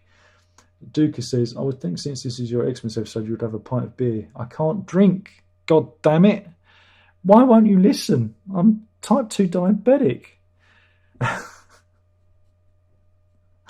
I can't drink anymore. I'm not allowed to. This tea, oh no, this was coffee. I've had nothing but tea today because I'm trying to avoid coffee because that's supposed to build up potassium as well. So I had one coffee today and that had no sugar in it.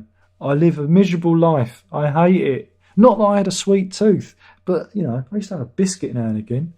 It's like now I look at the biscuits and go, And Missy says, we should get a Christmas hamper. I'm going, yeah, great. What can I eat out of it? Because there'll be wine in there, can't drink that. There'll be beer in there, can't drink that. Chocolates? No. Could probably have a few nuts, but I've got to be careful because, again, potassium. Because it's all to do with my kidneys. I've got to look after my kidney health because I'm on metformin, which, again, causes build-up of potassium, which can, again, damage my kidneys. This is brilliant.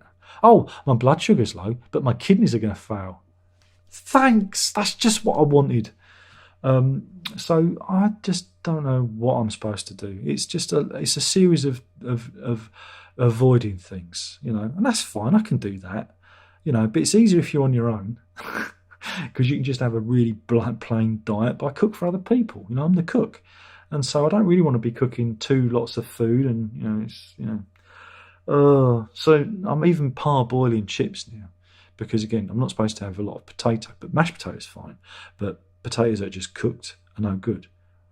But if I parboil them, so parboiled roast potatoes, okay. Chips, I've been parboiling them now because that's supposed to be better for build-ups of carbs, or I don't know. I read this stuff and I'm like, I don't know which way to turn. But no, there's no drinking here. Toast, cheers, have some toast. Cyrus says, if that band is really going to stop touring, I honestly feel they should have a final album of studio recordings. Fuck off.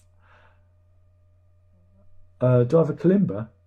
How do you think I played the opening to Last of the Old Latonians? And I did have an auto harp many, many years ago. It's a Suzuki one, and I can't remember what happened. I don't think I ended up using it on anything because it ended up sounding like Penguin Cafe Orchestra or Brian Eno. And I thought, nah. It was, I don't know, it just didn't feel right, I think it was a Suzuki Omnichord I had, which is like the modern one.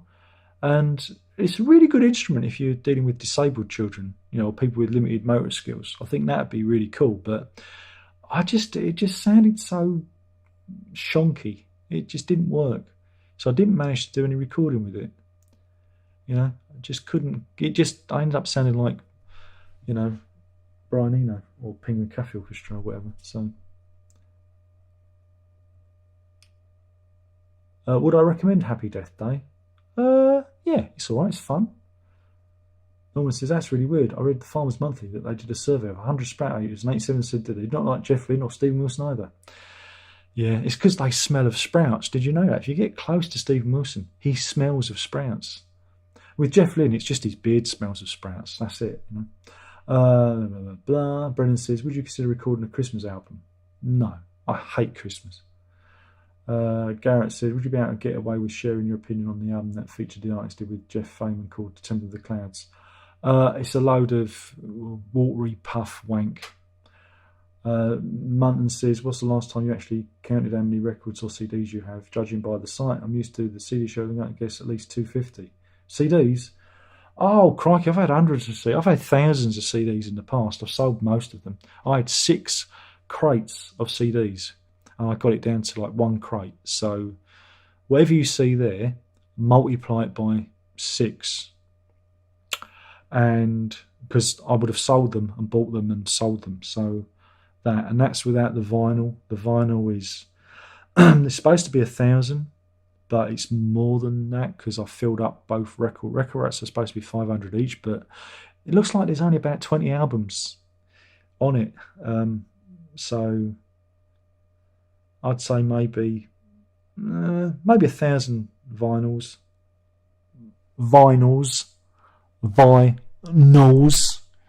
and about 5 CDs. That's about right.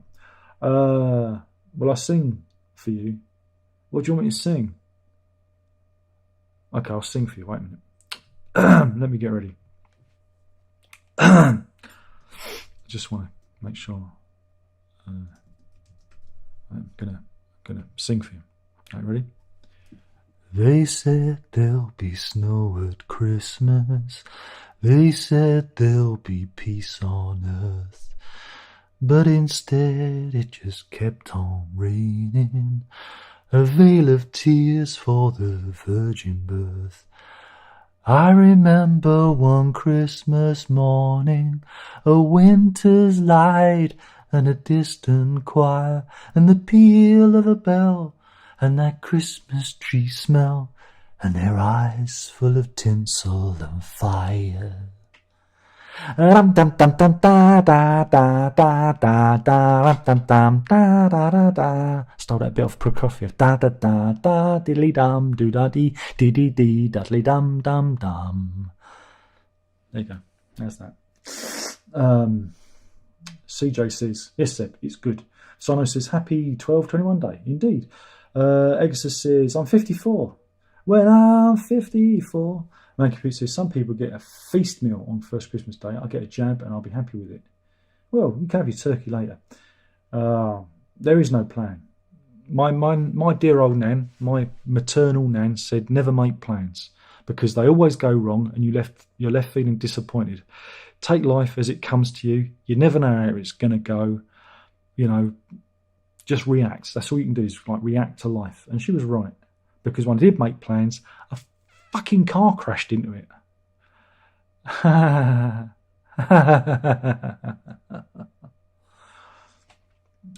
RCVs necessary anymore? I don't know. I asked for them. I attached them.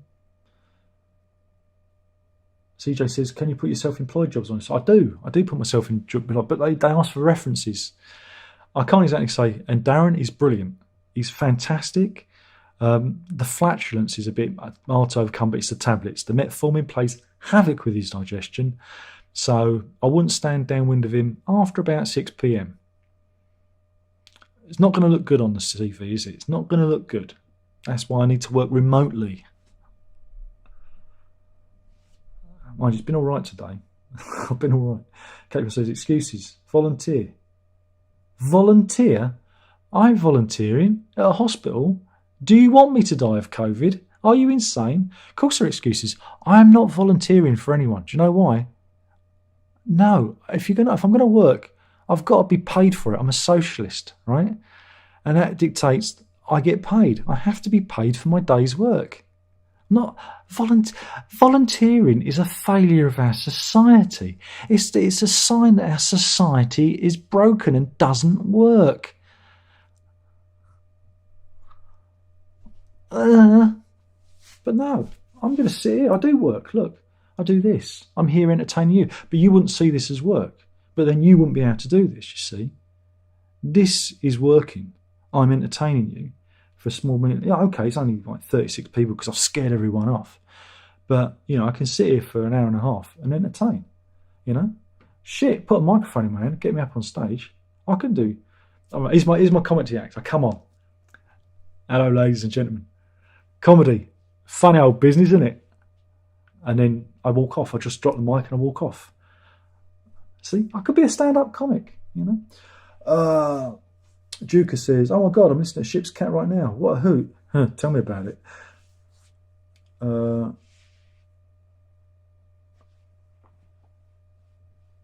CJ, Costa Rica. CJ. Grant says it's ageism. It's a bias against over 50s. Yeah, I know. Anyone who's over 50 has a hard time. The younger set want to control everything. The problem is they know we've been around the block. It started even when I was self-employed, because when you become self-employed, I did try when I was writing to get other jobs, but they see self-employed on your CV, and the missus knows because she's worked. They go through CVs and they go self-employed. Because we're deemed as being like rebels, we're going to know what things are, and we're going to say, oi, we can leave because we're self-employed and we can start again. We're deemed as a little bit of a little bit of a random element. So that was interesting to hear her perspective when they've gone through such. She's been privy to CV selection and whatnot. And then when you get to 50, it's like, well, you better go and work in Lidl's or or Aldi or whatnot. It's like, no, I didn't work my life to stack shelves. Not that there's anything wrong with that. I think the young people should be stacking shelves as their start-up, and that's how they should all start, because I worked in Woolworths when I was a younger man, and I think shop work's great when you're young, but when you're older, with my feet, do you think I'm going to stand up for 8 hours a day? I don't think so. Not with my feet. Operate a till? What, with my feet? Not on your Nelly. Price up the sprouts? With my feet? What do you think I am? Some kind of trained chimpanzee? With my feet? That's my new catchphrase. I'm trying to get it, working. What do you think? Do you think it works? Yeah, could work, couldn't it? What am I having for Christmas dinner? Turkey. What we have every year. Do you remember they promised a turkey shortage? That didn't fucking happen, did it? Thank Brexit, that never happened. More bullshit. CJ says, I work at a gas station. I worry every day about getting COVID soup. Exactly. Well, do you know what? You are a braver man than I am. My utter respect goes out to anyone who's working against the public at this moment in time. Seriously.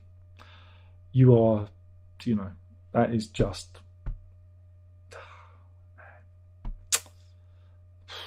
we've got to think of all these people out there who work in shops who have to deal with these dullards who won't wear face masks or won't, use the little gel hand thing, They're idiots.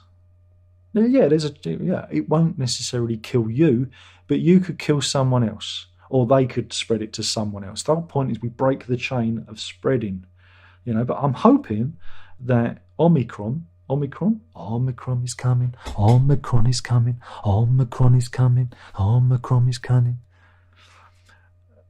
I'm hoping it's the weaker version. I said to the missus at the beginning of all this, back in March 2020, I said, give it 2 years and it would have blown itself out, because the virus goes through our system and our system will break it down.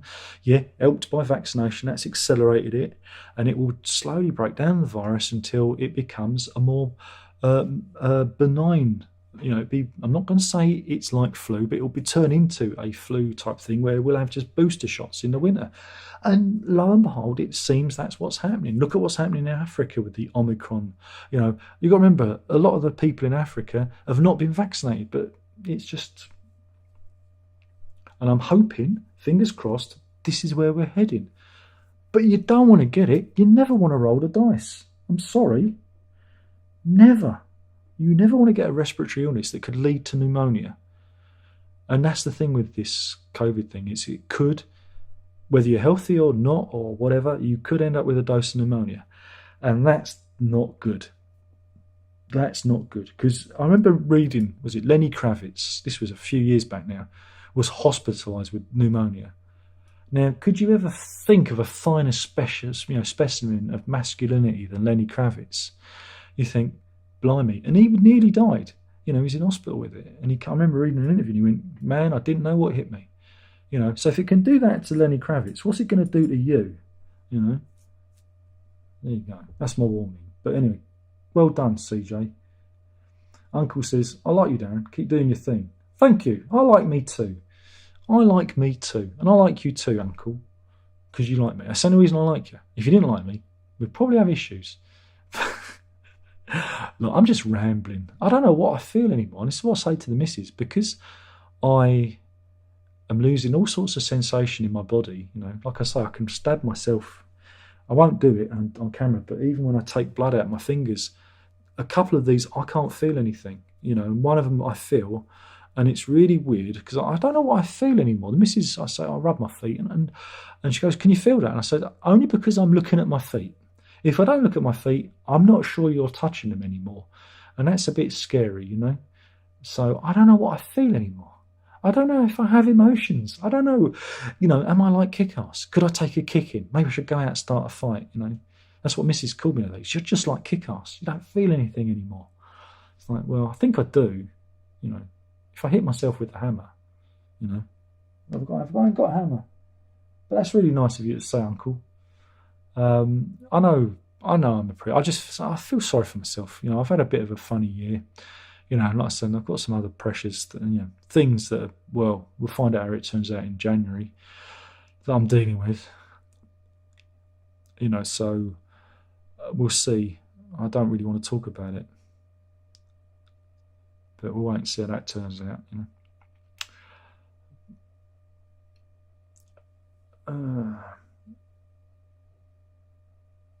Yeah, anxiety does suck. I'd never really had anxiety before. But I had serious anxiety when I got ill with this. It was really strange. And it was based on physical feelings of how I feel. And I was getting anxious. And I was worried. I thought, well, maybe it's the COVID, because this would have been like, I don't know, I can't remember, would have been in May of this year, May, June. And I was thinking, maybe it's because COVID's going on for another year. Maybe I'm getting, and it wasn't. It's just because the way I was feeling, and and taking the metformin was making me feel weird, and again, it takes you 3 months to settle down on the back of that, and you just get exhausted by it all. And I feel physically tired some of the time. Sometimes I feel fine, but sometimes I just don't feel, and you read people, type 2 diabetes is fine, you can live a normal life and that, and I just feel so bloody tired, I just feel tired all the time. I'm all right if I walk. If I keep walking and I don't stop walking, I'm fine. But if I stop, that's the problem. That's the problem. But yeah, anxiety is a funny thing. Depression, yeah. I'm one of those people that believes in a good kick up the arse. I think it's all a chemical thing, and you can wank your way out of it, or walk your way out of it, or go for a run. I think you can, dislodge the brain chemicals and shake the bottle to wake the drinker, as it were. So for we are just a mere soup of chemicals up here. And I think, again, I know the drugs aren't supposed to, metformin is not supposed to have any effect on my mind, but I think about suicide. And I've never thought about suicide in my life before. I've always thought it's for losers, and but now I'm thinking, I don't know if I've got the strength to carry on with this anymore. And I've thought about it, and I've flinched from it. I thought, that ain't good. But the merest hint has entered my mind, and that leaves me very uncomfortable, because before all this, it was like, fuck it, I'll carry on. And it's not like I'm in terrible pain. It's just constant niggly, like at the moment, my feet feel like they're on fire. They feel like I feel like my feet are pushed against the fire. Sometimes in the videos, and I was explaining this to the missus, in the reviews, you'll see me break off and go, and it looks like I'm searching for a word, but it isn't. It's because I've got a pain in my feet or something, you know, and I'm seeing it in the videos, and it bothers me because I know it's not me. You know, it's silly little things, you know, and it's just, and I feel so pathetic because, like I say, there are kids out there and people out there having a worse time of it than me. And all I've got is my feet feel like they're on fire at this very moment, you know. And that's nothing, because it's not real. Because there's another part of my brain that says, it's not real, Darren. Just ignore it. It'll go away. It's not real. But it breaks through. It breaks through your armour. And you're reminded of it, you know. And it's just that physical thing of ignoring it wears you out mentally. And I find myself getting a bit snappy and a bit grouchy. And I'm not that person. I know it's hard to believe, but I'm the positive one. And I'm the realist. I'm the person that tries to keep everyone, you know, uplifted and positive, and we can do this, you know. And, you know, you find that veneer cracking. And I don't like that. I don't like that at all. You know, I don't want to be a miserabilist. It's an act. I put it on. That's not who I am. I'm usually, come on, let's play board games, you know. You know, otherwise the missus would have left me years ago if that was the real me, you know. I pretend, you know. Or maybe it's just the cooking. Maybe it's just the cooking she stays for. I don't know. Who knows? But yeah, let's all not be depressed. Yeah, don't worry about me. I'm fine. I'm fine. I just had a little rant, you know, because it's the end of the year. I'm feeling weak, you know. I'm feeling tired. And I just want January to come around. But in January, like I said, there's some things that I'm expecting, because things, and I'm going to have to deal with that in January. And I'm not looking forward to dealing with it. And I don't know where we're going to go, what is going to happen. You know, I mean, I'm talking in strategic terms, not in physical terms. You know, I don't know how it's going to play out because, well, I'm dealing with the random. I'm dealing with the A word, you know, so, and the results of the A word. So it's difficult, you know, it's difficult. But I think, I'm hoping that we may have turned a corner, but it's difficult. I wish I could talk about it, but I can't. I won't. But don't feel sorry for me. Just say, you stupid bastard, pull your fucking socks up. That's what I want. I need people to just have a go at me. I'm a stupid bastard who needs to pull his socks up. I need to and anyway, if I get that job, there won't be any of this. This'll end. This will be gone. I won't be doing this. There won't be any social media. There won't be any Darren anymore, because you can bet bottom dollar there'll be people out there that will try and lose me that job. They'll get in touch with my employers if they find out where I work, and they'll try and lose it for me because people don't like me because I said something about something or someone or whatever. And so this will all end. So it's a good thing and a bad thing. But don't feel sorry for me. Cyrus says, I've been having to part with arseholes who feel the need to belittle and treat others worse for most petty reasons all my life. Maybe if I was more likeable, things would be drastically different. No, that's the thing, Cyrus. It's not you. It's never you. Well, it might be. You might be thoroughly unpleasant, but it probably isn't. You know, the problem is people. And again, for your generation, I really feel sorry for you. And I'm not patronising you or anything. I think the current generation is merciless, totally unforgiving of other people. They do not understand the whole point of humans being fallible. We've all got to be, like I say, saints on earth, walking around, you know, looking after the poor, anointing the sick, you know, making lepers walk again. And people aren't like that. We're humans. We make mistakes. You know, we make mistakes. Remember, to err is to be human. To moo is to be bovine. Very important. But yeah, so I feel sorry for your generation because you're going to find it the hardest of all. And all that you're going to do is blame, let's blame the boomers. Let's blame that generation. You've got to remember, the generation that caused all this were all the fucking hippies. It's all the people that listened to The Who and Pink Floyd and smoked dope, you know, that got you into this situation.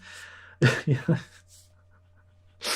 But no, the thing is if you know you're right, then you're right. But you've got to be able to have moments of self-reflection. I know when I'm wrong. I know when I've made mistakes, and I know I'm human, and I can identify when I'm an arsehole. But I'm a decent arsehole. You know? I've never done anybody wrong. You know, and if I have, I've apologised for it. You know, there will be people that say, "Oh, you've done me wrong. You've reviewed this or said that or whatever." But they're only words. I've never physically done anything to you. I've never lost you your job or lost your money or whatever, or sent you a threatening letter in the post, or some of the shit I've had to put up with. You know? But it's never you. It's always everyone else. Keep it real. Absolutely. Garrett says, it'd be really cool if you're able to see Midori Tatada. Yeah, I don't think it ever happened, but I'm going to keep my eye out for it.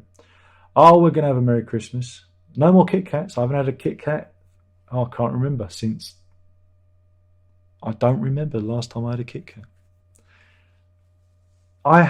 If I have anything with my mid-morning coffee, and I've not been having too many of those because I've been having tea, it's a cheese biscuit, savoury, and I have maybe 2 or 3 of these very thin cheese biscuits. Ooh, because I'm allowed savouries, but again, I don't go too high on those, But no, it's a boring life. I love you too, Cyrus. Andrew says I'm off. Yeah, and good Christmas to everyone. I should have taken up twerking. Do you know what I did? I did loom bands, didn't I? I did loom bands instead of twerking. It's a shame I lost those loom band videos because they got me quite a few views back in the day. Who remembers loom bands? Brendan says, getting a Nosty for Christmas. Do you make your own cleaning fluid? What, like Spider-Man? No, I buy the Nosty cleaning fluid. But some people say it leaves residue. And I've seen it. If you put it in one of those, those, what are they called? The special bag. The ones with the liner, with the plastic liner and the PVC liner. The clear liner. I don't think it sits too well with those because it kind of makes it look a bit smeary. But that can be removed using a felt brush, not a felt pen, a felt brush. But what I do is I double filter it. Oh yes, I double filter it because you get filter paper, and you can use coffee filter paper as well. So when I put it into the Nosty, I filter it going in, and then you can reuse your filters. You don't have to be precious about it. And then when I decant it out of the cleaner back into the bottle, I filter it again to get any impurities. So it's double filtered. I have this little system, and so but I think it makes a difference. I really do. I've had really unplayable stuff like that Phil Collins one. I did a demo of that, but copyright, they blocked it, didn't they? So I had to remove the audio. So it's kind of defeated my point. But I've had stuff that's been nasty, sound half decent, playable. It's not obviously, it doesn't sound like a CD, but so I swear by it. Right, I wouldn't mind trying one of those ultrasonic cleaner things, but they're very expensive, and I wouldn't know where to put it because they're big as well. But that's the next thing I wouldn't mind trying is an ultrasonic cleaner because it uses cavitation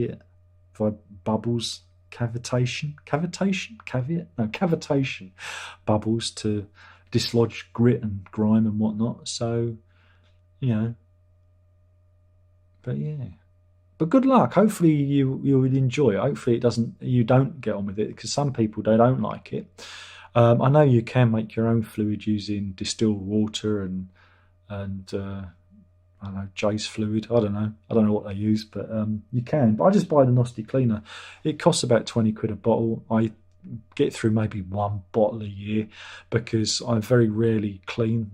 I mean, some people are really kind of obsessive and clean every vinyl that comes in, but I only tend to clean the second-hand stuff I get in. So, I want to cleaned everything in the collection. I work through it the first time round. So or unless a new vinyl has got like crackle, if it's a bit staticky, is that a word? It stops the build up with that. So I make a bottle last a long time because I'm constantly filtering it, and you get a bit of wastage and obviously whatnot. So one bottle a year, so it's relatively cheap for me. But again, your usage may vary. You may want to clean all your records, so you may need to do that. I don't know how cheap it is to do it yourself. I don't know if it might be cheaper. I'm sure there are plenty of YouTube videos out there explaining it, but that's how I do it anyway. So good luck. Hopefully you enjoy it. Sorry says, when you get in a 5.1 mix, I don't do that anymore. Martin says, I always thought a good idea for a video might be fun for you and the viewers as if you did a video of you compiling and talk about your top 10 favourite albums. Yeah, I'd do that. Top 10 everything. Cyrus says, how many more years do you feel until the end of the world? The world will never end. The world will carry on. You mean, when will the end of humanity be? Well, it could be any time soon. If there's another biological leak from a lab, it'll probably be biological that will kill us. I always say that to the missus. That's why COVID was a bit scary, because it won't be necessarily a nuclear annihilation, because there's a chance that people will survive that. But it'll probably be biological. It'll probably be some sort of virus that we've dredged up from the bottom of the ocean that will just kill us all. And we'll probably keep animal life still going. The planet will carry on spinning through space until the sun, explodes. That'll be fine. Or something crashes in. Even if something crashes into us, there's a good chance of the planet carrying on. I mean, crikey, look at the dinosaurs, eh? And who knows? Just imagine further back in time, there could have been another human-like society that was smashed into oblivion by a rogue astral body. So yeah, we only know how far we can dig down. But imagine if there was something even further back than that was ultimately destroyed. We don't know. Nobody knows. But no, I think I'm fairly optimistic for the planet. For mankind, not so. I mean, we had a close call with the COVID. I think imagine something like that, as transmissible as COVID, but with Ebola type properties. Then we're really in trouble. Then something that can literally kill you within a day. It'll be that. That's what will kill us.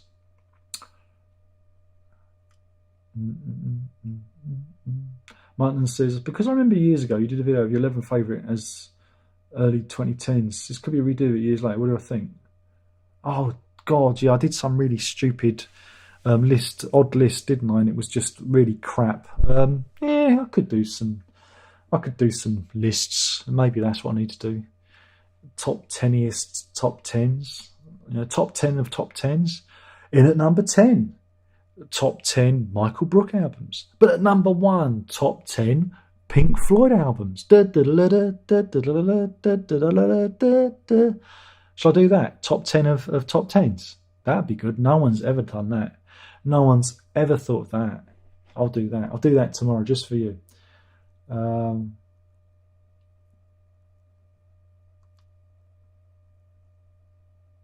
Munton says, how come I can't see your subscriber count on the pages of your channel? I can see it on your second channel, but not this one. I don't know. Maybe it's turned off. I don't normally have it turned off. I'm not hiding anything. Let me have a look. Because I've only got like 3,000 odd, so it's not that many.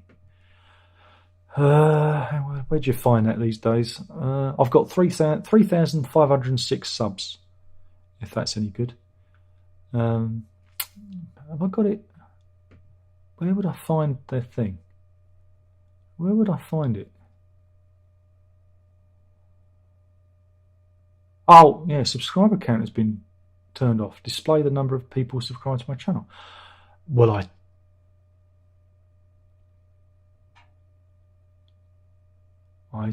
didn't know that. Okay, well, that's back on now, so you should see it. Because I see it on when I look at it, but okay, it's back on. I don't know how it got turned off. That's a mystery to me. What is my favourite music format? It will be LP, mainly because I can read the words, because CDs are too tiny. The one before Christmas, exactly. Munton says, let's say if you do end up getting a job next month and it succeeds for good, are you going to stop making videos for good and keep the channel up? No, it's going to be gone. All of it's going to be gone, I think.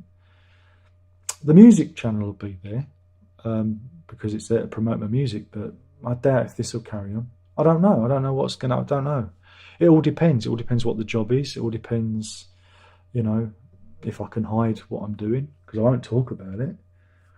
You know, if I think I can get away with not talking about it and nobody knowing what I'm doing, then then you see, because again, if I'm doing something where I'm writing and my name goes up on websites, people are going to find me. But if I'm doing something like, I don't know, stacking shelves in Sainsbury's, then they're not going to find me. So it's hard. I don't know what job I'm going to get and how prominent my name will be on their website, publications, whatnot, because I'd like to get a job in the media again. Probably not going to happen. But, you know, what else can I do? So that's the answer to that question. I do not know. But if I'm prominent and people can find me, then it's got to be in it, because they're going to come. They're going to come for me. They're going to try and lose me that gig, because you know what people are like. You know, I've had so much shit over the years for nothing. You know, just because of music, just because of music reviews. You know, I just don't need it. You know, I just don't need it. I'm 50. I don't need it. But you're assuming I'm going to get a job, and that's I don't know. I don't know what's going to happen. I mean, I might just front it out, but I'm just talking about the way I see social media, and you know, because social media is such a toxic place, and everybody wants to get you cancelled and teach you a lesson. I can imagine there are an awful lot of people out there that want to teach me a lesson, you know, and that's it. Whereas if they left me alone, you know, there's probably a chance that I'll probably make fewer videos anyway, because I'll be busy doing other things. You know, I don't know. I don't know how it's going to fall. I don't know how it's going to fall. I don't know anything. That's the thing. There is no plan, but there's always a plan. I.e. that you think through things before you do them, but there is no hard and fast plan. Martin says, did you ever watch a documentary series called Laughter After People from the History Channel? Yeah, I did. Is that the one where all the buildings get overgrown by plants? Yeah. That's how my film script ends. I did this really good horror movie film script, and that's how it ends. And the world carrying with people. Exactly. That's what'll happen. You know, it won't be a big bang. It'll be, well, it could be a nuclear war. People will survive. A meteorite hitting the planet, or asteroid, or whatever. People could theoretically survive it, because we're not dinosaurs. We're hot-blooded scavengers. So, but I think it'll be biological. That's the big fear, you know. And again, especially what happened with all this COVID thing. This is our warning, you know. This is our warning. And imagine, like I say, an Ebola type virus, just how quickly it would spread around the world. Yeah, terrifying that. Sorry says, if I'm going to be hated on, I'd much rather be hated alongside others for the same reason than being all alone on it. Sometimes you've got to have broad shoulders, Cyrus. Sometimes you've got to have broad shoulders, and that is tough. You stand alone. You come in, you come in this world on your own, and you go out in this world on your own. You're on your own, right?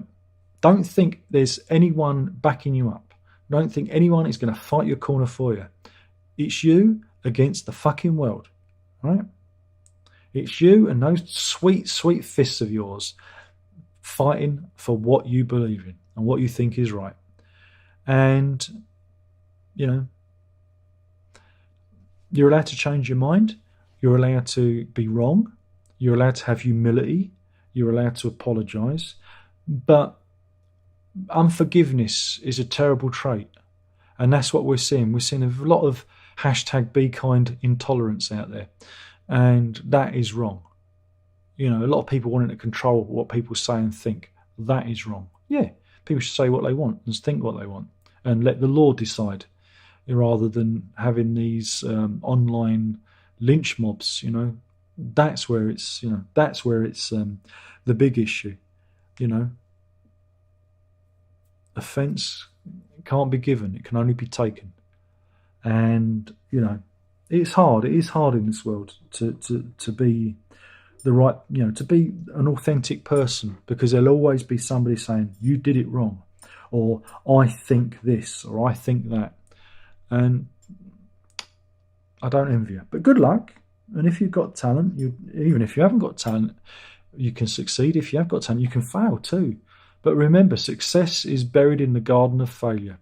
Be prepared to be disappointed an awful lot, especially in the creative arts. It's very, very difficult to succeed, you know, all the time. You know, it's a very hard industry that you're moving into. And like I say, hopefully everything falls your way. And but here's a tip: never say no. Say yes to everything, even how ludicrous it might seem. Always say yes, because you never know where it might lead you. And work on the networking skills. I'm a terrible networker, so you know, I'm easily forgettable. So in the real world, you know. So, but do that. And on that, I'm going to leave, because those are fucking pearls of wisdom. There, you know, you can't buy that advice. You can't buy that advice. But anyway, everyone, have a good time. Have a good non-denominational winter festival celebration. All right. And we'll do this all again next week, I hope, unless I choke on a turkey bone. Could happen. And yeah, we'll do this all again. Don't get too miserable, because it's darkest before the dawn. And yeah, and that's it. Thank you for being here. We'll do this the last one of the year next time. So we'll do all the thank yous then, because that's the last one of the year. But have a good Christmas. But spend it loving, laughing, and living with those who mean most to you, because you never know when they might leave. And on that, there's only one more thing left to say, and that is, if you can't be good, be safe. But more importantly, don't tell your mother.